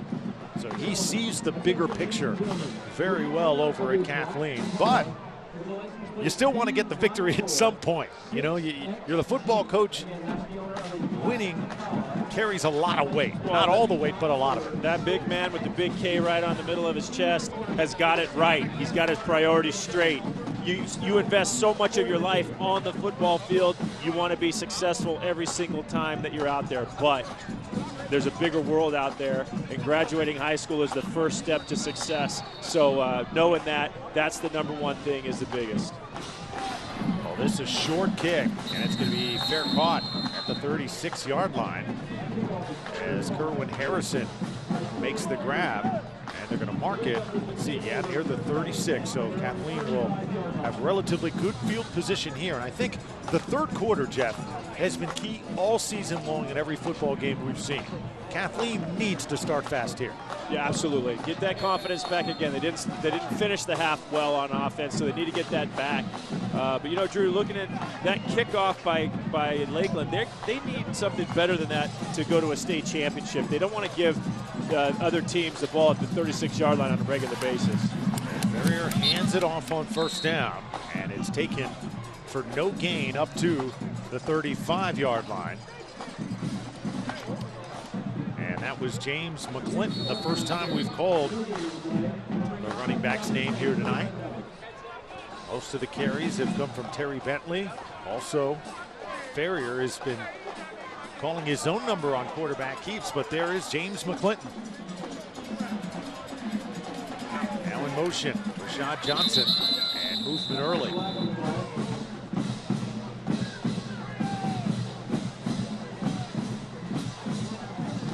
Except for the 5-yard motion penalty, because the ball never got snapped. I really like the idea. Dead ball, ball start, offense, 5-yard penalty, second down. They got 3 wide receivers into a cover 2 look, and they moved their back into a swing motion to start. I like the idea. They're going to get themselves in a good situation, but 5-yard penalty and get 2nd and 15 is no way to go against the Dreadnaughts. Here's Ferrier trying to get out of trouble. Trey Ferrier up to the 35. And Jeff, I'm surprised right now that Bentley is not in the football game. We talked about him just before the half. Right now he's standing at the 32-yard line, and there he is, emerging from his coach's shadow to enter the football game. 9 needs to be on the field. Yeah, he was instant offense in the first half. I don't know why he goes out at all. Third down 11. Trey Ferrier made some nice plays tonight. Pressure right up the gut, and Ferrier uses his legs. The wheels turned on as he gets it to midfield, and that will be a Kathleen first down. He's got real ability, Drew, and I just like to see him get some chances with the design of the plays. This time he makes something out of nothing. He's back there by himself. You see that, and that's really all him. He jumps out of the way, and then he gets a block, reads the block by Johnson right there. RJ gets a really nice block to spring that first down. Yeah, well, he was a wide receiver last year as a sophomore. And now you can see the moves when he lines up at quarterback, as Bentley takes it for 4 more yards. Jeff, if there's one thing that this Kathleen team I think needs most, and Irving Strickland said, without a doubt, it's the area that my team lacks the most. It's leadership. There's no true leaders on this football team, and in high school football, whenever the games really get down to the nitty-gritty, that is very, very important. You got to know who to follow, and if there's nobody to follow, it makes it tough to go someplace that you want to go. Right up the gut, look out, James McClinton racing to the end zone. Touchdown, 46 yards. And what a way to start the second half. They didn't finish it well, but Coach Strickland got them back on the numbers, and they are back in the end zone and ready to tie this thing right back up. Just look at that. That's a simple play. Not always successful against the Dreadnaughts, but they got movement inside on the defensive line and found that big space right there for McClinton to jump inside, take it to the distance, and he got a great block downfield. Javon Harrison helped to finish that off. Extra point coming from Omar Carvajal, and the kick is up, and we're tied once again. So James McClinton proving that, hey, I can play as well. We talked about Terry Bentley, but McClinton, instant offense. Again, just a good inside handoff. You see that kick out block, gets up right up the middle, makes a nice move there. And you see Harrison with the block, and he finishes it off. But Drew, as I mentioned it, as they kicked the ball off to the 36-yard line, Lakeland did. That's not going to work as you move into the playoffs. You cannot give field position away like that, and they need to squib it down the field or something. But pumping it up and just giving it to the 36-yard line, I don't think that's a recipe for success as on their way, looking for a state championship. Well, the drive, 5 plays, 64 yards, took 2:11 off the clock, and I think it was the play before that, Jeff, when Ferrier made it happen with his legs, and then you go with that dual threat, throw McClinton in there, and I think the Lakeland defense completely taken off guard. Absolutely, right back in it. This is the very beginning of the third quarter, and it's a 21-all ball game. I mean, Kathleen, they've been able to keep that energy as we go back to the keys from the beginning of the game, keep that energy, and they've been able to do it. Junior Mata, deep kick. And this is going to have a chance for Raquan Southward. Gets it to the 18-yard line. He's been unable to really break one on a return here tonight. Drew, I was just going to say, I thought that was interesting. I thought he stepped into the end zone, and when the ball goes into the end zone, it is a dead ball. I found that out, Drew, because of running into some referees the other day. While you guys were here doing the game last Friday night, I was at Carrollwood Day School's final game of their regular season. And they made the referees made a funny call late in the half on the sideline where a guy caught the ball, fell out of bounds, and they kept winding the clock. I had to go find him at the end of the game. They came up to me, hey, you called a game years ago, and you made the wrong call. And I'm like, what are you talking about? Jefferson and base? I didn't do the Jefferson base. I guess yes, you did. And you said that this, and you made the wrong call. Anyway, finish the story for me, because you ran into those guys. Yeah, I actually ran into that particular official last night after the game with Mark Royals, after that Tampa Catholic battle with Jesuit. Boy, there's a lot of smoke right now down on the field. I don't know where that's coming from. Like fireworks. Yeah. But I don't know why. But yeah, the official crews, we run into them on the streets all the time, and they are very, very attentive for all the games that we do here on Bright House Sports Network, as we always try and keep them honest. As Placitas smothered by a host of Red Devils. Kathleen right now flying to the football. Javon Harrison has been in there all night long, and 26 gets up out of the pile. Stacy Butler, Butler making that play. Number 26 is usually played in the band for Kathleen High School. Coach Irvin Strickland told him, hey, we need you on the field more. You can't leave football practice as early as you do. And now he's really, really making strides. Another stoppage of play. Well, it looked like it was going to be illegal procedure on the offense. Actually, timeout on the defense. They weren't lined up properly. Over on the left sideline, it was Dedrick Galashaw just calling, hey, I'm not covered. Nobody's over here. And so Strickland and his defensive crew called timeout to try to get their players lined up properly. Well, Laura, from up here, it looks like Kathleen's got a lot of confidence. What are you sensing down there? There's definitely some swagger on this Kathleen sideline. And actually, just watching the meeting in the D-line group just a second ago, they're saying, hey, don't get beat. Don't miss on your blocks. Don't let somebody beat you right now on this Lakeland O-line. Obviously a very stout group, but they don't want to get beat because they don't want to let the rest of the team down. He's saying watch for the footwork of this O-line for Lakeland, because you can dictate your moves off of what they're doing with their feet. Guys? Yeah, good stuff. Well, that's good scouting and knowing what's going on. I was going to say on the first down that they just had, when they go away and leave the tackle open on a side, they pull them and run around the other end, and it's what they did, and they got it. Even though it's first down and 5, it's now second down and 5. Dumas trying to get that first down, brought down at the 29 and right at the marker. This looks like it will move the chains. Kevin Wilson brought him down right there, and yes, it is a first down. But you were talking field position earlier. Kathleen started at the 36. Now Lakeland's already had it picked up a first down. They're still at their own 29. It's a big deal, and they need to work on that to go into the playoffs. Well, first down and 10, 3 wide receivers in the game. Cunningham is your running back, and he'll take the football. Forrest Cunningham picks up 3. A flag comes down on the near side of the field.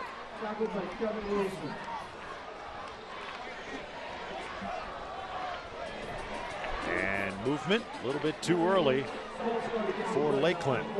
You know, this game tied at 21 with 8:22 left to go. And the Illegal third quarter. formation on the offense. 6 men on the line of scrimmage. That's a 5-yard penalty. Repeat, first down. Jeff, you look throughout this 2011 season, we have not, for some reason, had a lot of close, down-to-the-wire games on the game of the week this fall. No, I don't remember what year it was now, but one year they were all like that, and this year, yeah, they've been a little bit more spread out. Still plenty of talent around the Tampa Bay area, but not the tight ones. And it's great to see Kathleen come back as a team that's not going to the playoffs, but they are playing with all their heart. It's what the heart of what high school football is all about. Southward takes the pass, cuts it upfield to the 33. Nicely set up, picked up 9. Yeah, this was nicely set up. Good throwback on the quick screen, if you will, and gets good yardage back. It makes it manageable. It's on second down. See that clear out block. Southward's been very impressive tonight as a general rule. No wonder he's going to be a Hurricane soon. Yeah, Raquan Southward also had an offer from Ohio State, so the Big Ten came calling as well. That's what happens when you got the talent and you get in the weight room, start to polish your skills at summer camps. Eventually they're going to notice. And Dumas not going to get anything right there. Marcel Bruce has been in his face all night long.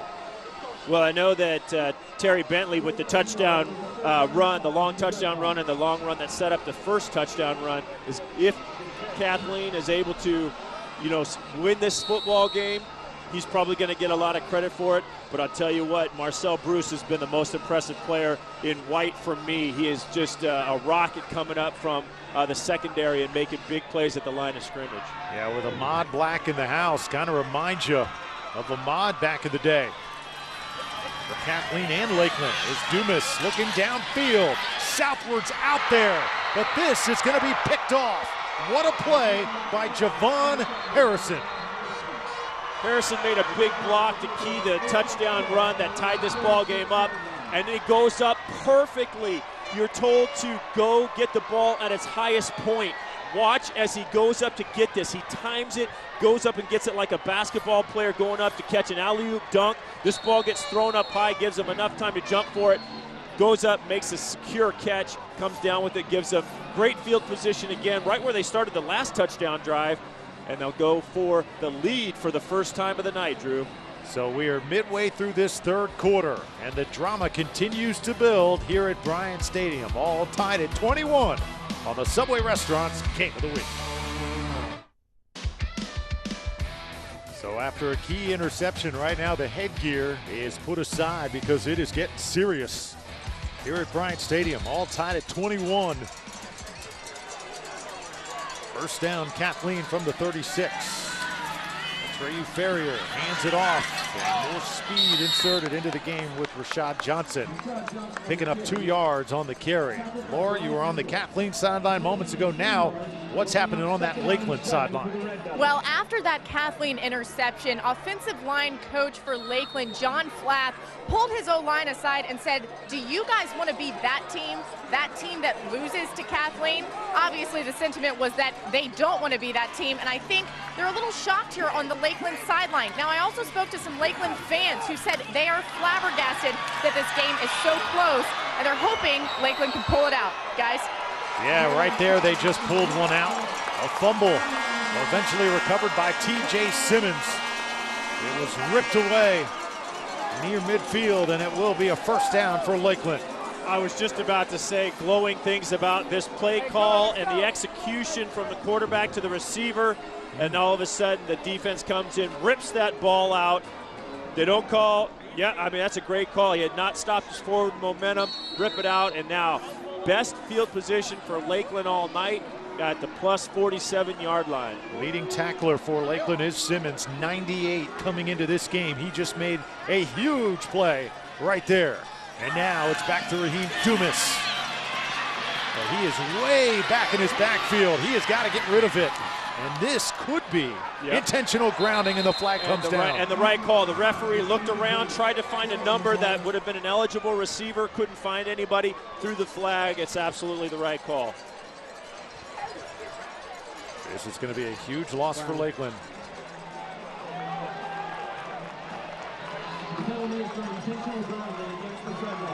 Dumas knew he was in trouble. I think he had a chance where he could have flung it out of bounds down the field where there was a receiver earlier, held on to it and got himself in trouble late. Is that the one thing you've noticed tonight, Jeff? Just intentional grounding on the offense. That's a 5-yard penalty from the spot of the throw. That penalty carries a loss of down. Second down. Maybe Dumas should unload it a little bit sooner throughout the night. Yeah, well, even on the option, we talked about that earlier. Just get rid of it, make the simple play, and live to play another down. This time, because the play is a spot of the foul, it's a big-time penalty, and it's second down. You lose the down as well. So what it does is it backs Lakeland up to the 38-yard line. They've got to go a long way for a first down. Dumas drops straight back, unloads it, and a little bit too high. Looking for southward. 5 of 13 passing right now for Raheem Dumas. Well, I don't blame Dumas for looking for southward, but it was Dedrick Galashaw who I think he's not showing how upset he is, but he ran a nice post route, was wide open down the middle if he would have just laid it up, and I thought that's what they were going to do from the very beginning. But now, you know what, like I said, they can just throw the ball down the sideline at will, and they've only done it the one time, but I'd have that southward guy that's been doing great things all night out there and just let him go up and make a catch like they did for Kathleen on the interception a moment ago. Third down, they'll sling it out. It's Placidus trying to get some of that yardage back up to midfield. So it'll be 4th down and 13. Lakeland not able to recover from that big penalty. So the grounding call will cost Lakeland on that drive. Well, they have the ability with Bacon going back to make this punt. They do have a chance to pin Kathleen down a little bit, which Kathleen really has ruled the yardage on the field most of the night. They blocked that punt. Yeah, it looked like Kathleen got a piece. R.J. Revante Johnson, I think, got a piece of that, knocked it out of bounds, and great field position once again. I thought they were going to be able to get him down inside it. Not so. 43-yard line. Average starting field position tonight from Kathleen's been about the 40. And Jeff, we keep taking a look at this rivalry in the prior years. 2007 right here. Kathleen's Terrell Colston rushes it in. Red Devils came in with a stout football team that year, but Jared Hagan's Scooter, who's now playing wide receiver at Florida State, able to score. And for Lakeland, it was Jason Guzman with the touchdown, 21-17. Lakeland comes away empty, or Kathleen comes away empty-handed again on another trip to Bryant Stadium. Boy, have you seen also, Jeff, the facility upgrades over at Kathleen High School? They've got a brand new coach's office. They've got a brand new weight room, brand new locker rooms as well. Kathleen High School waited a long time for those upgraded facilities, and great to see the kids enjoying them. Exactly. Happy for the kids, happy for a coach, sticking it out and getting a chance to enjoy it. In trouble, Ferrier's going to go down back at the 39-yard line. Swallowing him there, Demetrius Childs.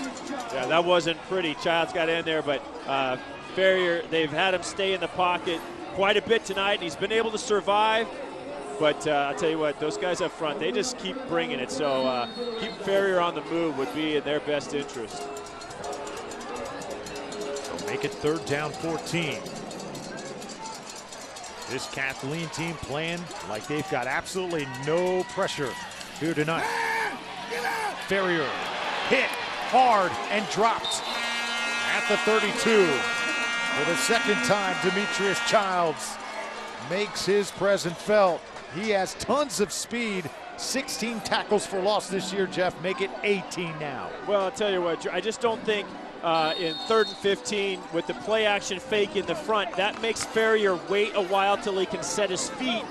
And I just don't think it's fair for the offensive lineman to be asked to block one-on-one against Childs on a regular basis and not on 3rd and 15. And that series just really not what Kathleen was looking for. Another different punt from Fernando Rodea, but it takes a Kathleen bounce. Hey, when it's your night, it's your night. The Red Devils will down it at the 6-yard line. And right now, Laura McKeeman, a little bit of dissension down there on the Lakeland sideline. Yes, well, Requan Southward is a guy that you want to have on the field right now. As you guys were referring to earlier, he actually had some issues with his helmet.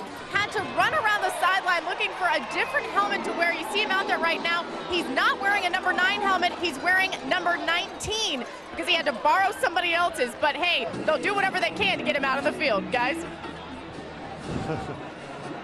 Yeah, that is the helmet of Shaquan Perkins, a sophomore wide receiver, but right now, hey, if it fits, wear it. Well, it doesn't fit. Show it again. His face is almost showing the face mask so far away from his face. On the offense, that's a 10-yard penalty. Replay 4th down. What a travesty right here. They do a great job of putting it at the 5-yard line. And Marcel Bruce, who has played just a spectacular game. I don't know if the holding call was against him, but he was in the backfield and was really upset when the flag came down. But now Lakeland really dodges the bullet as far as field position. So one more shot from Rodea. And this is a shank. Well, you're right, Jeff. That is a 50-yard difference in field position for the Dreadnaughts. They would have had it on the 7-yard line. Instead, they'll start from the 40 on the Kathleen side. And Rodea changed his technique. He had been off to the side all night and really getting some good low line drives. And this one he stayed center and just didn't hit it square. So on a bitter cold night in Polk County, Drew Felios, Jeff Carlson, and Laura McKeeman, thrilled to have you with us on this final Friday night of the regular season. We are packed into Bryant Stadium and all tied at 21. Both of these teams putting on quite a show. And a game that is always circled on the calendars of both of these squads year in and year out. Galashaw wants the ball again, but this time Marcel Bruce sees him out there wide and gets out there for one-on-one coverage. Galashaw's at the top of your screen. They'll hand it to Placidus. Taylor Placidus, nice hole. And he picks up 8. One of the more clean looks that Placidus has gotten all night long. Really hasn't gotten, like I say, clean looks. This time he makes a nice cut on the block. You see his big offensive lineman out there kicking out, and he cuts up inside. It makes a nice 8-yard gain on 1st down. Yeah, just now getting back to full speed. Injured early in the year, missed the first 3 games for Lakeland. 2nd and 2. Cunningham this time. Forrest Cunningham picks up a Lakeland 1st down.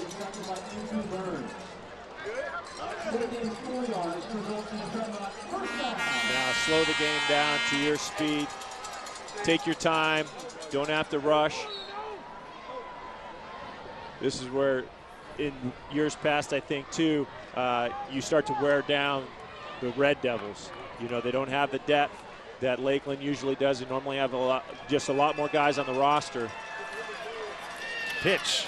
Placidus using the speed to get outside and wrestled down at the 18-yard line. That picks up 9, just shy of 1st down yardage. Jeff, Coach Castle said that his biggest concern coming into tonight was the play of his offensive line. They had their best game, though, against Ridge. And right now the big boys up front look like they're gaining momentum. I think they've done quite well tonight. I think they've given Dumas the time that he's needed, and I think they've done quite well. Cunningham bounces off a tackle. Are you kidding me? A flag is down at the 22-yard line. This could be coming back. But if it stands, it's one heck of a run. It came out right at the snap of the ball. Yeah, it is coming back. Illegal motion on the Dreadnaughts. There was a lot of motion going on on both sides, but they call it against the Dreadnaughts. Forrest Cunningham saying, that was my highlight reel run, guys. They fixed the sticks. They had first down on it. It'll be 2nd and about 6. Illegal formation on the offense, 6 men on the line of scrimmage. That's a 5-yard penalty. Repeat, 2nd down. That will definitely bring the flag at the snap of the ball every single time. It's the 2nd time they've had that called tonight. And there's 10 yards of penalties that you don't want. You know, when we go back to the keys of the game, Drew, this was to play disciplined football for Lakeland. You know, get out of here without any injuries, of course, but play disciplined football. And it's those kind of mistakes where you're just, you know, lining up. That's what you practice all week long. You don't want to have those going into the playoffs. So 2nd down and 6. Placidis looking to cut back. And a face mask. The ball comes out. Lakeland able to recover, it looks like, but this is going to be a face mask. Happened at about the 25-yard line. Yeah, first contact was to the face mask. Didn't slow him down much, but even if they would have lost this football, it would have gone right back to the Dreadnaughts. Right there. Just reaching out was DeAndre Foster, and the only thing he could find was that mask. Referees now talking about the spot of the football, Jeff. Where are they going to place this ball? They get another 5 yards Face on top mask of that. on the defense. That's a 5-yard penalty from the end of the run, which is the spot of the fumble. That results in a first down. That's a nice penalty. Be able to get the play, the result of the play, and the added penalty.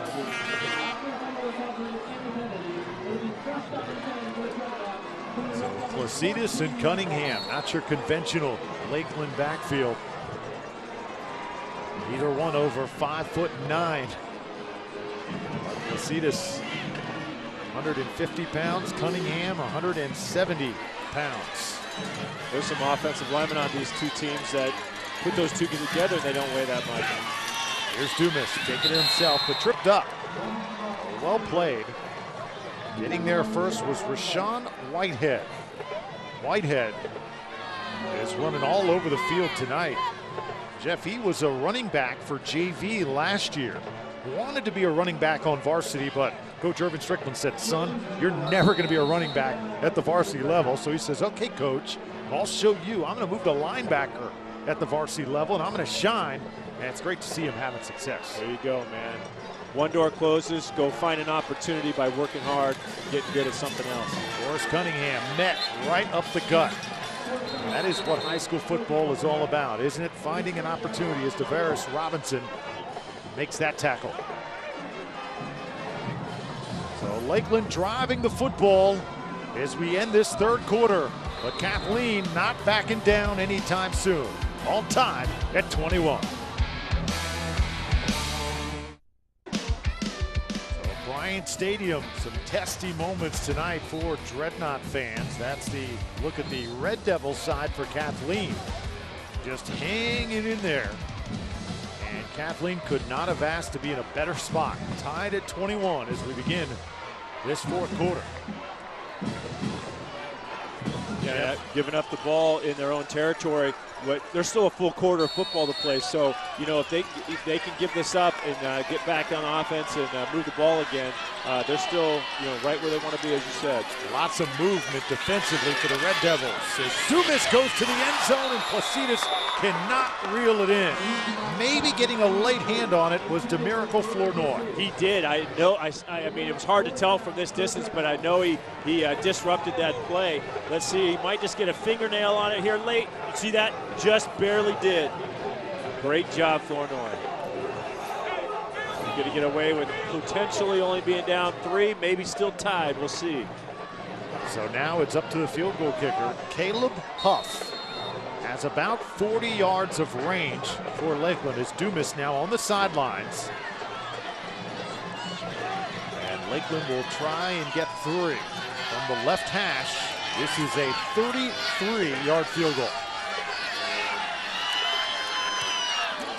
And the kick is up and nicely done. It is good.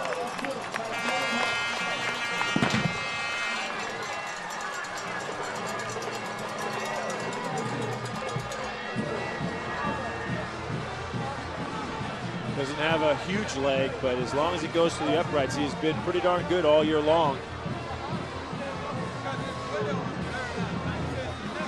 But on the kickoffs, Drew, you start to think about finding somebody that just not pooches it, but scuffs the ball along the field and gets it down, because the 36-yard line, and Kathleen has done a good job of fair catching the ball and being able to stop it. They may be able to return it. He gets great height on the ball, but they've got to get some more depth, because short fields will make it very difficult in the playoffs.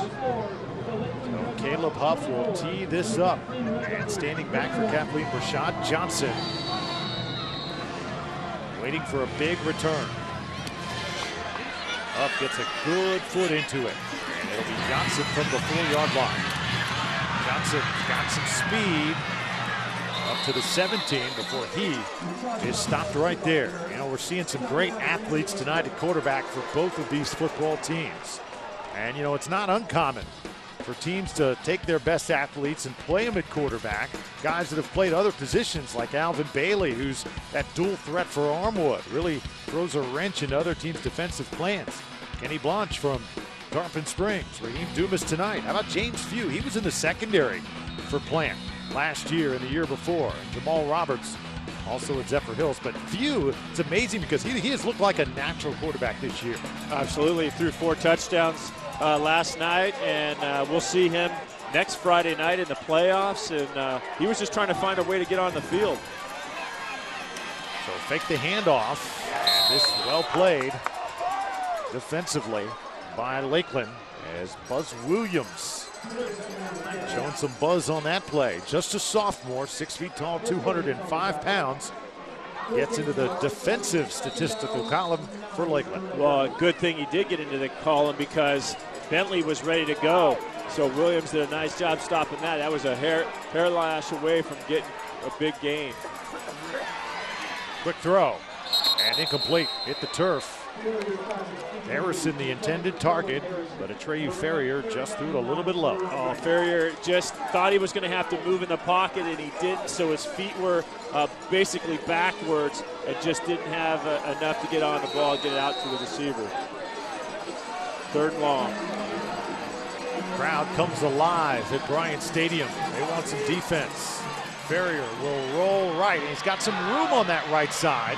Atreyu Ferrier puts the head down, but comes up shy of first down yardage. Yeah, I mean, he made a good effort for it, but they had a wide receiver that, if he would have delivered the ball, could have turned up and picked up the first down rather easily. And now this is the game at 4th and 2. You punt the ball away and live to play another day, but you're going to be giving a ball at probably the midfield stripe again. So Kathleen, you can tell they thought about it just a little bit, whether they were going to go for it, but decided otherwise. And I think they make the smart call, as Fernando Rodea now on the field to punt this football away. Yeah, it's the right decision. You don't want to give the game away at the 11-minute mark. You want to give your defense a chance to stand up and maybe make a play. You never know what can happen. Low kick. His punts have looked like that all night long, designed to keep it away from number 9 for Lakeland. And you see Southward just kind of shake his fist in frustration. He wants to get a crack at a punt return. We've talked about a lot tonight. Jadrian Clark, the quarterback for Lakeland that is on the sidelines, hasn't played all season long. And Laura McKeeman, question is, having not played his senior year, is this kid going to play college football? It's a great question, because Jadrian Clark's situation is one that we don't see that often. A lot of times kids have breakout years their senior year, and Jadrian is instead on the sideline. I do think that he can get some D1 attention. He says he's hearing from a couple of D1 schools about the potential to play for their programs just based off of junior film and years past. He may need to go work out somewhere and kind of show what he can do, get some stuff of him doing things on camera. That will do a lot for him. But hey, he's got the talent. He's in a Lakeland program that has great caliber. High school coaches, they know about it, and so do the college coaches. So Jadrian Clark could be one to watch, even though he's not able to play this season. Guys? Yeah, time practicing all this fall with Lakeland. Coach Castle says his arm has gotten stronger. He's got the size. He's got the savvy. We'll see. First down and 15. Raheem Dumas hands it to Placidus, and Taylor Placidus up to the 36-yard line as that picks up 8 yards. A nice hole inside. These consistent gains, good gains. Placidus really starting to have a great second half of this football game as the clock winds down, and that's it. It's, you know, it's your friend or your enemy, and it's the enemy to Lakeland right now. They want to get this thing down low as possible. Don't give the Red Devils any more chances to come back. On second down, big hole for Dumas. Puts his head down, and he's across midfield, stopped by Greg Abram. But another Lakeland first down. That's a great fake because I thought Cunningham had the ball inside. So we'll see Dumas, who started off the night making it look easy, gets into the end zone there and makes this huge throw to get a touchdown pass on the board early as well. Drew made it 14-0. And here, that was a question mark. That was a two-point conversion where he slowed down. But, man, tons of potential. Yeah, Raheem Dumas, he can really make it happen with his legs, can he? First down and 10. Cunningham now. Forrest Cunningham picks up 3, and you just get the sense that Bill Castle wants to control this football for the final 10 minutes of the game. Kill some clock and kind of stifle the momentum any left that Kathleen would have. I think you just encapsulated the thought right there, Drew. Yeah, absolutely. Get this clock down to 0, stifle anything that Kathleen can do, and get out of here a winner and cap off an undefeated regular season. There's the numbers on Cunningham. Nothing flashy, but very efficient. Second down 7. Oh, the rush comes. Dumas eludes it. A great job to get out of trouble. And look at him now. Down to the 22. 25 yards on the run. He was stopped by Terrence Colston. I guess this was designed, but Dumas did a nice job of backing out of trouble. Watch the beginning. Right there, he was in. There was some great penetration by Kathleen, and he pulls it out of there. You better take care of that football. You know, one thing about Lakeland football, Drew, that I always noticed about those great running backs, high and tight. And he's a quarterback, so he plays a little loosey and goosey with the ball, but he needs to get that thing high and tight and protected. Nice run, though. They spot the football a few yards back at the 25. I thought he got it near the 20. Nonetheless, it's first down. Placidus, right side, behind Goodman. Oh, Evan Goodman just threw the defender to the sidelines. That is a good place to be running the football. Watch number 57 if we can catch him here on camera. He's impressive because he moves. Look at him coming across, and he's been throwing people all over the place tonight. He's probably been doing it all season long, and there was a lot of space for Placidus, but when you've got a guy like Goodman going out in front of you, there becomes even a lot more space. You know, Goodman is a player that is nasty on the field, but off the field, you can walk up to him and push him, or at least try to. You're not going to get him mad. He's one of the coolest customers, one of the nicest kids that you will find in high school football this year around Tampa Bay. Great to hear. He's got a huge future. I mean, he's an offensive lineman, and he's got the hair flowing out the back, so you think of Davin Joseph. But I've been watching him, and he walks, and he moves like the #1 draft pick of the Buccaneers, Adrian Claiborne, who plays defensive end. He's got the same build in the legs and an bigger upper body. So he looks like Claiborne. But since he's on the offensive line, I guess you say Davin Joseph, but he's got tons and tons of potential. And if you're an offensive lineman at Lakeland, you want to be like the Pouncey twins. They set such a good example here in what they did on and off the field. Marquise now playing for Pittsburgh, Mike for the Miami Dolphins. As Irving Strickland just hoping that he can at least hold Lakeland to 3 here and have a chance to win this football game. If Kathleen surrenders a touchdown, it's going to be tough. Well, the holes are getting a little bit bigger by each play, it seems. Cunningham tried to split right up that middle, and he got it to the 11-yard line, picked up 3. And as I say that, they closed down very well on the Kathleen defensive side. They're spread out. Their front 4 are spread out pretty wide, and they did a nice job to stop that for a short gain on first down.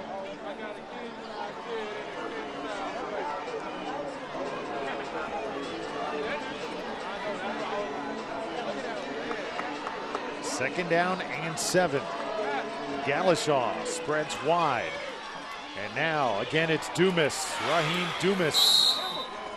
Inside the 5-yard line and down to the 3. He's got 90 rushing yards here tonight. You got to stop that inside dive fake over and over and over, and it takes the 2 tackles to do that, and then that just leaves space for those defensive ends, and you got those big guys like Goodman and the others that come around and really pull well. That's what I've noticed on the offensive line for Lakeland, is that they pull all of those guys, and they all move quite well, so they get those big bodies moving. They move people out of the way. Third down. Dumas taken down. So Kathleen able to get in there. Anthony Green made him as soon as he hiked the football. So this is an interesting scenario. He brings up 4th down for the Dreadnaughts. I'd like to see that spot again because I thought he did a great job there. Anthony Green, I thought he stopped him closer to the 5-yard line than the 3-yard line. That's what we thought. That was tough. Let's take one more look, Jeff, because it looked like that he picked up nothing. See the line, bam, right there. He's at the 4. There's no way he's close to the 3. I cannot believe that they let him lay down and stretch out to the 3 and gave him that mark. They got the ball all the way down to the 3, Drew. And I'll say it. You know, we were talking about referees earlier, and they do a great job. But there's no way this ball should have been marked at the 3. And it's a first down easily. No way. Don't like that one at all. Give the guy that made an incredible play, Anthony Green, credit. He stopped that 3rd down. It may not have stopped him on 4th down. I'm sure Coach Castle would have called something on 4th down and gone for it, but that ball should not be marked at the 3-yard line. And now the Dreadnaughts put the hands in the air and get this crowd going, because they know 6 points here could put this game away. Lakeland 6 of 10 on 3rd down, so they convert there. And now Raheem Dumas going for the jugular. They hand it to the up back. It's TJ Simmons, and he is stonewalled at the 2-yard line. Yeah, the thing about this, Drew, if they score, it becomes a 2-possession game for Kathleen, and they've got to get the ball back twice. And, you know, depending on how long this goes, it'll be in the 5-minute mark. So now we start talking about the clock working and being Kathleen's enemy. Second down and goal. Irving Strickland hoping his defense can step up here. Right up the gut, and this touchdown by Braxton Huggins, the junior running back. That could have easily been an illegal procedure penalty by Lakeland. The running back went in motion too early. They weren't set, but didn't get the call. See that? The guys are still moving. The lead back, 97, was in motion way too early, but they got it, and they've got a 9-point lead ready to make it 10. We have not seen much of Braxton Huggins tonight. He started at fullback last week, but had some headaches at halftime. So after the issues, Coach Castle held him out, and we didn't see him until this run right here. It meant a ton. Sure did. Really probably put the game out of reach. 6 minutes is a ton of time in football, but when you're playing the Lakeland Dreadnaughts, it makes it tough to get 2 possessions and get 2 scores.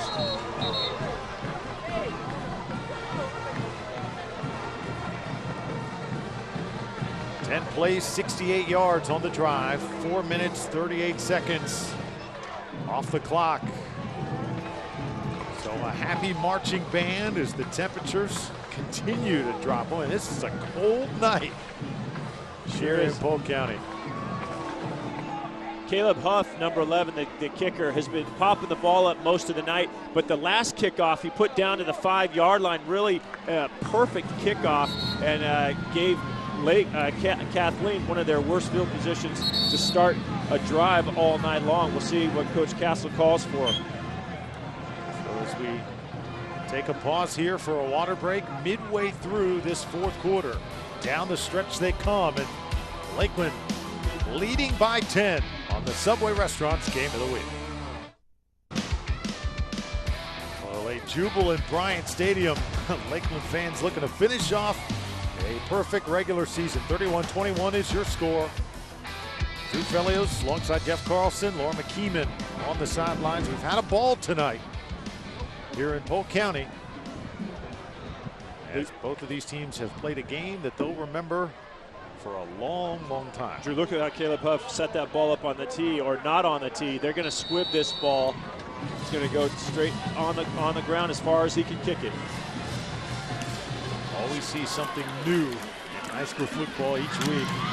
That's another thing we've never seen before is Bentley on the return up across the 40, and Laura McKeeman. Right now, time is running out for Kathleen.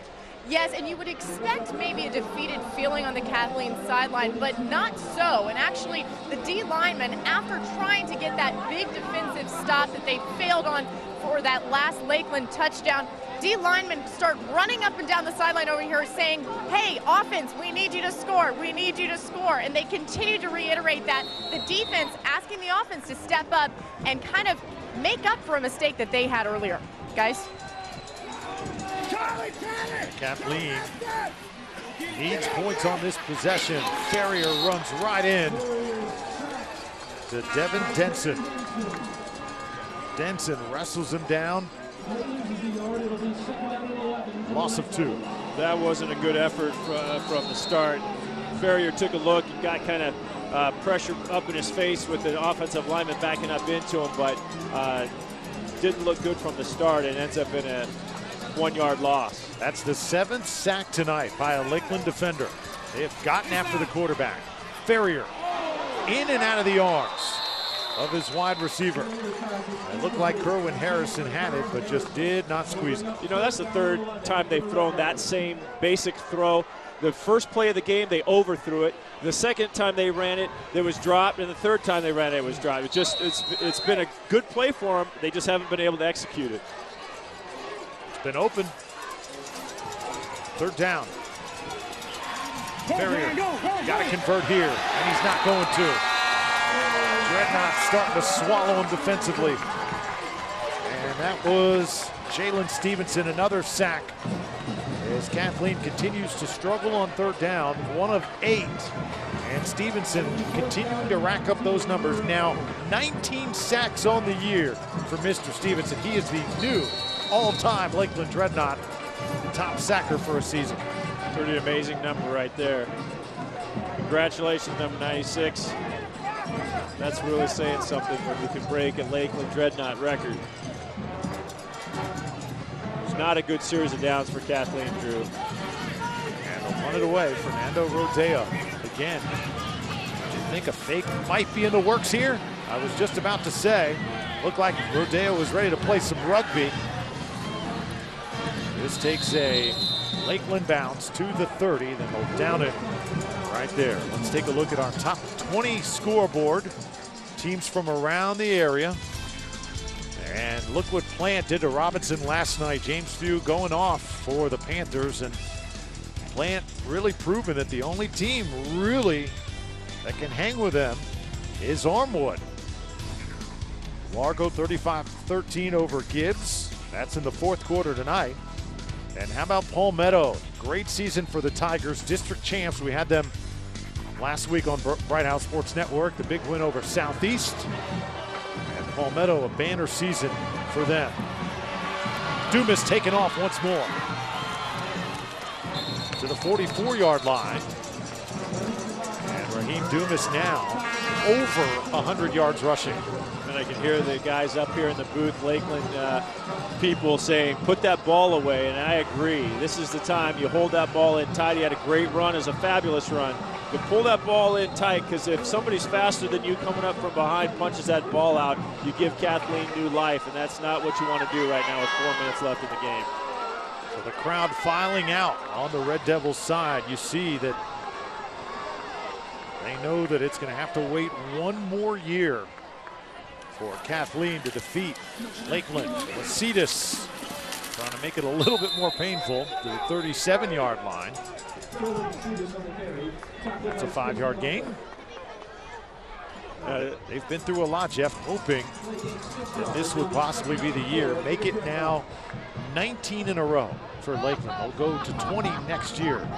to try and break that streak. Yeah, and that moral victory thing is tough to come by, but gosh, when they went down 14 to nothing, I was scared for us that we were going to call a game that was not going to be good, and I just give credit to Coach Strickland and to his staff and to the Red Devils for coming back and playing this game tight. Placidus puts his head down. Well, he is not afraid to take a shot. He took on Kevin Wilson head on. And for Lakeland, here's a stat for you, provided by our favorite booster, Rob Wilson. Lakeland has gone undefeated in the regular season, 13 out of the last 18 years. That is not just good football, that is superior football. And it's because of that man right there. Yeah, that's for sure. And they do it here at this stadium that's just got the greatest ambiance, and they do it upright all the way from the way they enter the field to everything else.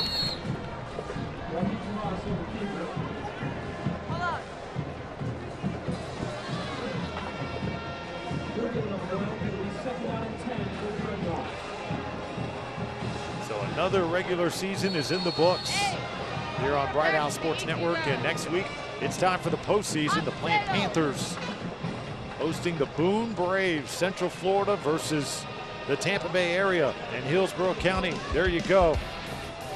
Boone and Plant. Oh, what a fun game that's going to be. JB Long will be in the booth for me, as I'll be out at Kissimmee for state volleyball action. Placidus able to pick up a couple yards, and a good game played by Anthony Green. Jeff, yes, I get to take a week off from my football duties. I'm sorry. Well, you're still working, man. And, you know, if you were in the Bahamas or the Cayman Islands or something, I say okay. But Drew, come on, man. I need you. No vacations allowed in November.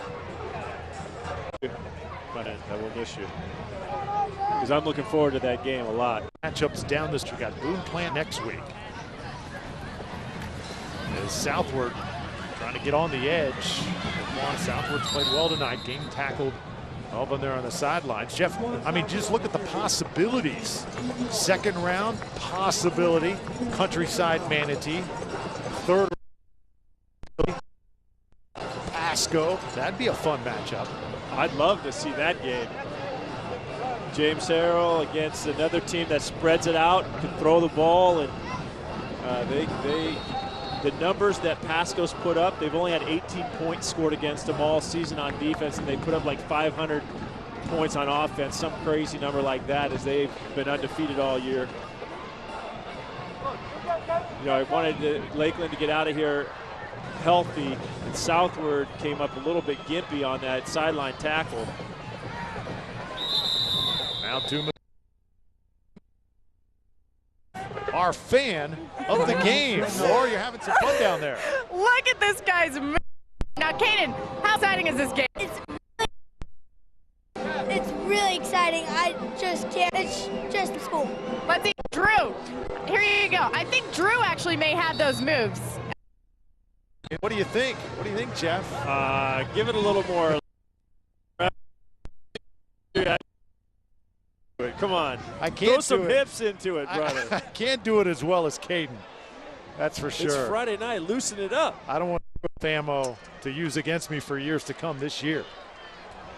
So that could be the final play of the regular season play tonight, but will once again finish the regular season undefeated.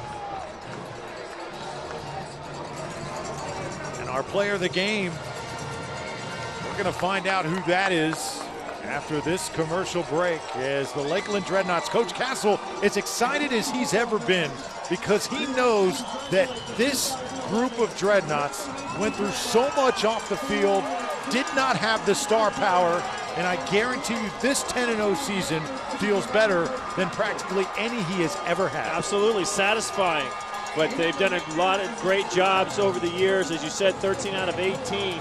But when you go with a bunch of guys, a lot of undersized fellas, but good coaching, and I've never seen him smile as much, even after big wins in the playoffs.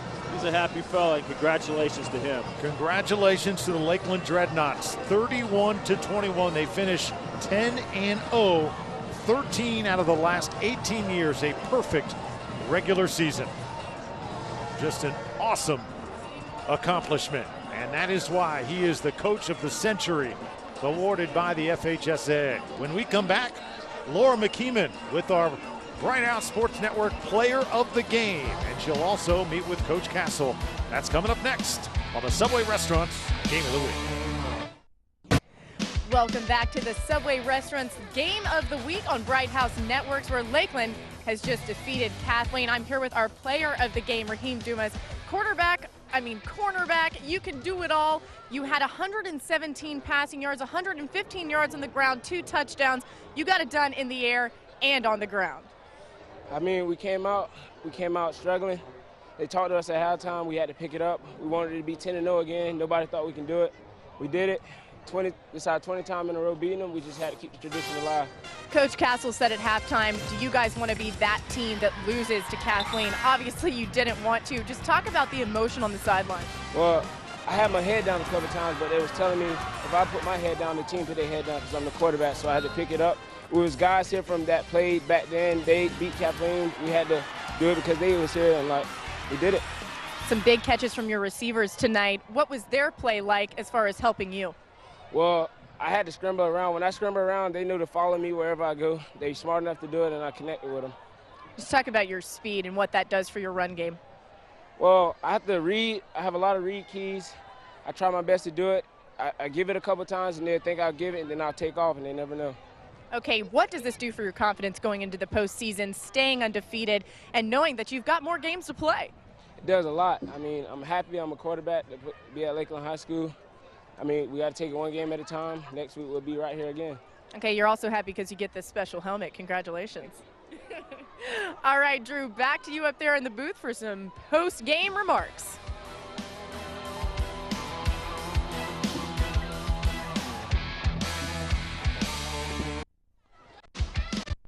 31-21, your final score. Lakeland victorious over arch rival Kathleen. And tonight's Game of the Week is brought to you by Subway Restaurants. Come into your local Subway in the month of November. Get a free breakfast sandwich with the purchase of a breakfast sandwich. That's good from 7 to 9 a.m. only at Subway. Eat fresh. Well, Lakeland head coach Bill Castle is standing on the field with our Laura McKeeman. Yes, Drew, and we're both a little chilly down here, so we're going to keep this quick. But, Coach, you stay undefeated once again, and they gave you some fight. It might have looked like you would have lost this one at some points in this game. How good does it feel to know that you won it? Oh, it's great. It was a typical Lakeland-Kathleen game. Went down to the end right there, and my hat's off to Kathleen. They played hard, and I'm just extremely proud of our football team. It's special to go 10-0, and this team endured it, and I'm proud of them. Talk about the play of your quarterback through the air, but also on the ground. He's able to do so much. Well, he's a competitor, and definitely made some big plays for us in there, and as well as our offensive line right at the end when we needed it to drive the ball, they really came up big. Yeah, Raheem talked about putting his head down a couple times and then realizing he needs to face the adversity head on as the team's leader. What does that do for your confidence going into the postseason, knowing that you've got him in the huddle? Well, I feel good about him. He's just had a great year, and played hard for us all year. Okay, and then just look forward to the postseason. How good does it feel to know you've got more games to play? Oh, we're excited about it. It's always special anytime you get to play in the playoffs. It's a different atmosphere, and we considered our second season starting. All right, well, congratulations, Coach. Thanks. And Drew, there he is, and back to you. All right, Bill Castle, well-deserved. A 10-0 season. Lakeland will take on St. Cloud next week in round one of the 7A playoffs. And St. Cloud, a team that Lakeland has already defeated this year, so they feel very good going into that game next week. And Raheem Dumas, number 8, not your prototypical quarterback, but he takes what he has, that is speed, elusiveness, and the ability to make that 1 or 2 or 3 big throws a night, and he uses it to his best advantage. Absolutely, and I think he can do even more than they've asked of him so far. This guy's got lots of potential to be a really darn good quarterback. He may end up playing other positions when he grows up, but he could be very, very good for this football team and take him to a state title. He's good enough to do that. You ready for playoff football? Can't wait. Well, Can't wait. Begins next week at Plant High School, Dad Stadium. Here we come. The Plant Panthers and the Boone Braves, Central Florida versus the Tampa Bay area. And you can watch it right here on the Subway Restaurants Game of the Week, 7:30 your start time from South Tampa as the playoff season is officially here. But for right now, we celebrate a perfect regular season for the Lakeland Dreadnaughts, 10-0 once again, and we are just proud to cover them year in and year out. 31-21, your final score. For Laura McKeeman down on the field, Jeff Carlson, another great season. Our entire Bright House Sports Network crew with you through the thick and the thin. I'm Drew Felios. 10-point winners, the Lakeland Dreadnaughts, and we will see you next week from South Tampa. Have a terrific weekend.